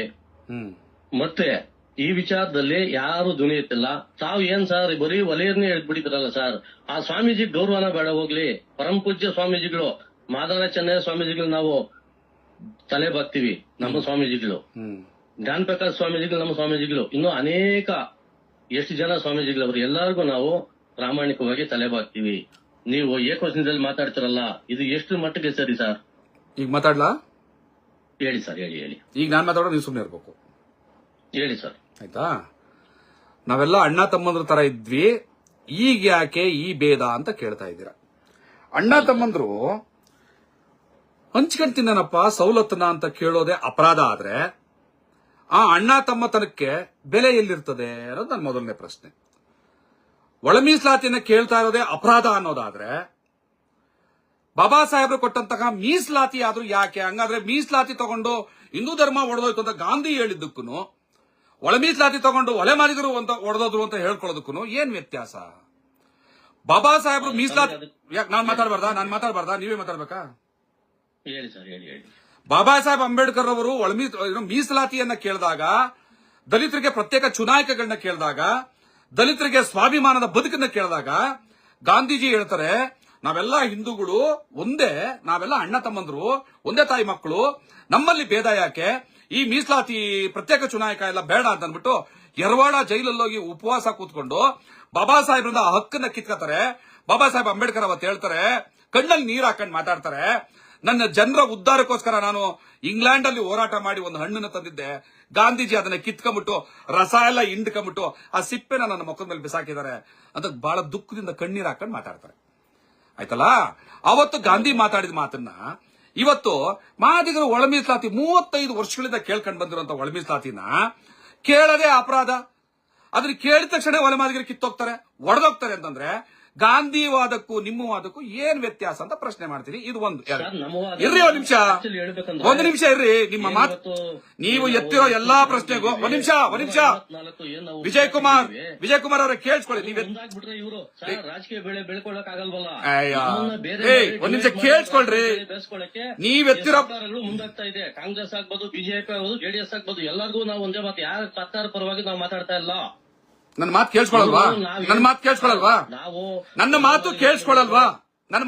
ಆಗಿರ್ಬೋದು, ಅನ್ಟಚಬಲ್ಸ್ ಆಗಿರ್ಬೋದು, ಏನ್ ನಾವು ಜಾತಿಗಳಿದಿರುವ ಇವತ್ತು ನಮ್ಮನ್ನ ಒಡೆದಾಡಿ ಆಳುವ ನೀತಿ ಇವತ್ತು ಸರ್ಕಾರಗಳು ಮಾಡ್ತಾ ಇದೆ. ಒಂದ್ ನಿಮಿಷ ಕೇಳಿಸ್ಕೊಳ್ರಿ. ಸರ್ಕಾರದ ಮನೆ ಹಾಳಾಗೋಗ್ಲಿ. ಒಂದ್ ನಿಮಿಷ ಕೇಳಿಸ್ಕೊಳ್ರಿ. ನಾನ್ ಬಡ್ಕೋಬೇಕು. ನೀವ್ ಅವಾಗ ಏನ್ ಹೇಳಿದ್ರಿ, ನಾನು ಮಾತಾಡೋದು ಪೂರ್ತಿ ಕೇಳಿಸ್ಕೊಳ್ಳಿ ಅಂದ್ರೆ. ನನ್ನ ಪ್ರಶ್ನೆಗಳಿದ್ದ ತಕ್ಷಣ ನಿಮ್ಗೆ ಉತ್ತರಗಳಿರಲ್ಲ, ಸೆಂಟ್ರಲ್ ಮಾತಾಡ್ತೀರಾ. ಪೂರ್ತಿ ಕೇಳಿಸ್ಕೊಳ್ಳಿ, ಖಂಡಿತ ಸರ್, ಪೂರ್ತಿ ಕೇಳಿಸ್ಕೊಳ್ಳಿ. ಮೊದಲನೇ ಸಾರಿ ನಾನು ಹೇಳಿದೆ, ಗಾಂಧಿವಾದಕ್ಕೂ ನಿಮ್ಮ ವಾದಕ್ಕೂ ಏನ್ ವ್ಯತ್ಯಾಸ, ನಾವು ಹೊಡೆದೋಗ್ತೀವಿ ಅನ್ನೋದ್ರಲ್ಲಿ. ಅಪ್ಪನ ಪಾಲನ್ನ ಮಕ್ಕಳು 4 ಜನ ಇರ್ತಾರೆ, ಹಂಚ್ಕೊಬಿಟ್ರೆ ಅವ್ರ ಅಣ್ಣ ತಮ್ಮನ ಸಂಬಂಧ ಹಾಳಾಗೋಗ್ಬಿಡ್ತದ? ಹಂಚ್ಕ ತಿನ್ಬಾರ್ದ? ಹಂಗಾದ್ರೆ ಒಬ್ರು ಯಾವನ ತಗೊಂಡ್ರೆ ಅದನ್ನೇ ಬಿಟ್ಬಿಡ್ಬೇಕಾ? ಇದು ನನ್ನ ಮೊದಲನೇ ಪ್ರಶ್ನೆ. ಇದನ್ನ ಪಕ್ಕದಲ್ಲಿಡಿ. ಎರಡನೇದು, ನೀವು ಸ್ವಾಮೀಜಿಗಳಿಗೆ ಗೌರವ ಕೊಡದೆ ಮಾತಾಡ್ತಿದ್ದೀರಿ ಅಂತ ಹೇಳ್ತಿದ್ದ. ನಾನು ಇಲ್ಲಿವರೆಗೂ ಕೂಡ ಸ್ವಾಮೀಜಿಗಳ ಬಗ್ಗೆ ಪೂಜ್ಯ ಜ್ಞಾನಪ್ರಕಾಶ ಸ್ವಾಮೀಜಿಗಳೇ ಅಂತ ಮಾತಾಡ್ತೀನಿ ಹೊರತು ಇನ್ನೊಂದು ಪದದಲ್ಲಿ ನಾನು ಅವ್ರನ್ನ ಕರೆಯಲ್ಲ. ಸುಮ್ಮನೆ ಇಲ್ದೇ ಇರೋ ಸುಳ್ಳುಗಳನ್ನ ಆರೋಪಿಸೋದು ಬೇಡ. ಸ್ವಾಮೀಜಿಗಳಿಗೆ ಇರ್ರಿ ಒಂದು ನಿಮಿಷ. ಲೈವ್ ಅಲ್ಲಿ ನೋಡ್ಬಿಟ್ಟೆ ನಾನು ಫೋನ್ ಮಾಡಿದ್ದು. ಯಾವುದೇ ಜನಾಂಗದ ಸರ್ ನೀವು ಕೇಳಿಸ್ಕೊಳಕ್ ತಯಾರಿ ಅಂದ್ರೆ ನಿಮ್ಗೆ ಫೋನ್ ಕಟ್ ಮಾಡ್ತೀನಿ. ಒನ್ ಸೈಡೆಡ್ ಕೇಳಿಸ್ಕೊಳಕಲ್ಲ ನಾನು ಇರೋದು. ಲೈವ್ ನೋಡ್ತಾ ಇರ್ತೀರಿ ಅಲ್ವಾ? ಲೈವ್ ನೋಡ್ತಾನೆ ನೀವು ಈ ಪ್ರಶ್ನೆಗಳಿಗೆ ಉತ್ತರ ತಗೊಳ್ಳಿ. ಆಯ್ತಲ್ಲ? ಪೂಜ್ಯ ಜ್ಞಾನಪ್ರಕಾಶ ಸ್ವಾಮೀಜಿಗಳೇ ಮಾದಿಗರ 35 ವರ್ಷದ ಹೋರಾಟವನ್ನ ತೆಗೆದು ಬಿಸಾಕಿ ಅಂತಂದ್ರೆ ಆ ಒಂದು ಪೂಜ್ಯ ಸ್ಥಾನಕ್ಕೆ ಏನ್ ಗೌರವ ಇರುತ್ತೆ ಪೂಜ್ಯರೇ? ಹಿಂಗೆ ಮಾತಾಡ್ತಾ ಇದ್ದೀನಿ ಅವಾಗ್ಲಿಂದನೂ ಕೂಡ. ಈ 35 ವರ್ಷಗಳಲ್ಲಿ ಸಾವಿರಾರು ಬದುಕುಗಳು ಬೀದಿಗೆ ಬಂದಿದ್ದಾವೆ. ಈ 35 ವರ್ಷಗಳಲ್ಲಿ ಎಷ್ಟೋ ಕಣ್ಣೀರು ರಕ್ತ ಹರಿದಿದೆ. ಈ 35 ವರ್ಷಗಳಲ್ಲಿ ಎಷ್ಟೋ ನೂರಾರು ಬದುಕುಗಳು ಹಾಳಾಗೋಗಿದ್ದಾವೆ, ಜೀವಗಳೋಗಿದ್ದಾವೆ. ಅಂತ ಒಂದು ಹೋರಾಟವನ್ನ ಆ ಒಳ ಮೀಸಲಾತಿಯನ್ನ ಕೇಳಿದ್ರೆ ಒಳ ಮೀಸಲಾತಿ ಬಿಸಾಕು ಅಂತಿರಲ್ಲ. ನಮ್ಮ ಹೋರಾಟದ ಚಪ್ರಗಳಿಗೆ ಬಂದು ಒಳ ಮೀಸಲಾತಿ ಪರವಾಗಿ ಮಾತಾಡ್ತಿದ್ರಲ್ಲ, ಅದು ಯಾವ ನಾಲ್ಗೆ? ಇವತ್ತು ಪೂಜ್ಯರು ಈ ರೀತಿ ಎರಡೆರಡು ತರ ಮಾತಾಡಬಹುದಾ ಅಂತ ಪ್ರಶ್ನೆ ಮಾಡಿದ್ರೆ ತಪ್ಪಾಗತ್ತಾ? ಇನ್ನು ಮೂರನೇದು, ಮಾದಿಗರನ್ನ ಹೊಲೆಯರನ್ನ ಒಟ್ಟಾಗಿದ್ವಿ, ಹೊಡೆದು ಬಿಟ್ರಿ, ಕೆಟ್ಟದಾಗಿ ಮಾತಾಡ್ತಾ ಇದ್ರಿ, ಹೊಲೆಯರ ವಿರುದ್ಧ ಅಂದ್ರಿ. ಹೊಲೆಯ ಸಮುದಾಯದ ವಿರುದ್ಧ ನಾನು ಕೆಟ್ಟದಾಗಿ ಮಾತಾಡಿದಂತ ಒಂದೇ ಒಂದು ಪದವನ್ನ ಯಾರಾದ್ರೂ ತೋರಿಸ್ಬಿಟ್ರೆ ನಾನು ಅವ್ರ ಪಾದಕ್ಕೆ ಅಡ್ಡಾಡ ಬಿದ್ದುಬಿಡ್ತೀನಿ. ನೀವೇನ್ ಹೇಳ್ತೀರಿ? ನೀವು ಮಹದೇವಪ್ಪನ್ನ ಕೇಳ್ತಾ ಇದ್ದೀರಿ, ಖರ್ಗೆನ ಕೇಳ್ತಾ ಇದ್ದೀರಿ, ಪರಮೇಶ್ವರ್ ಅವ್ರನ್ನ ಕೇಳ್ತಾ ಇದ್ದೀರಿ. ಇದು ತಪ್ಪಲ್ವಾ? ಹೊಲೆಯರ ವಿರುದ್ಧ ಮಾತಾಡ್ದಂಗ ಆಗ್ಲಿಲ್ವಾ ಅಂತಂದ್ರೆ ನಾನು ಸರ್ಕಾರದ ಸಚಿವರನ್ನ ಮಾತಾಡ್ತಾ ಇದ್ದೀನಿ. ಸಮಾಜ ಕಲ್ಯಾಣ ಇಲಾಖೆಯ ಸಚಿವರು ಏನಿದ್ದಾರೆ ಅವರ ನಡವಳಿಕೆ ವಿರುದ್ಧ ಮಾತಾಡ್ತಾ ಇದ್ದೀನಿ. ಚಂದ್ರಶೇಖರಯ್ಯ ಸರ್ಕಾರಿ ನೌಕರ ಸಂಘದ ಅಧ್ಯಕ್ಷ ಏನ್ ಸುಳ್ಳು ಮಾಹಿತಿಗಳನ್ನ ಕೊಡ್ತಾ ಇದ್ದಾರೆ, ಆ ಸುಳ್ಳು ಮಾಹಿತಿಗಳ ಪ್ರಕಾರ ದಾಖಲೆಗಳನ್ನ ಇಟ್ಕೊಂಡು ಅವ್ರ ಸುಳ್ಳುಗಳನ್ನ ಪೋಸ್ಟ್ ಮಾರ್ಟಮ್ ಮಾಡ್ತಾ ಇದ್ದೀನಿ. ನಾನು ಹೇಳುವ ಸತ್ಯಗಳನ್ನ ಅರ್ಗಿಸ್ಕೊಳಕ್ ಸಾಧ್ಯ ಇಲ್ಲದೆ ನೀವು ಹೊಲೆಯರ ವಿರುದ್ಧ ಮಾತಾಡ್ತೀರಿ, ಹೊಲೆಯರ ವಿರುದ್ಧ ಮಾತಾಡ್ತೀರಿ. ದ ವಾಯ್ಸ್ ಆಫ್ ಮಾದಿಗ, ನಿಮ್ಮಿಂದ ನಿಮಗಾಗಿ, ಸತ್ಯದ ಪರವಾಗಿ, ಸಮಾನತೆಯ ಹಾದಿಯಲ್ಲಿ.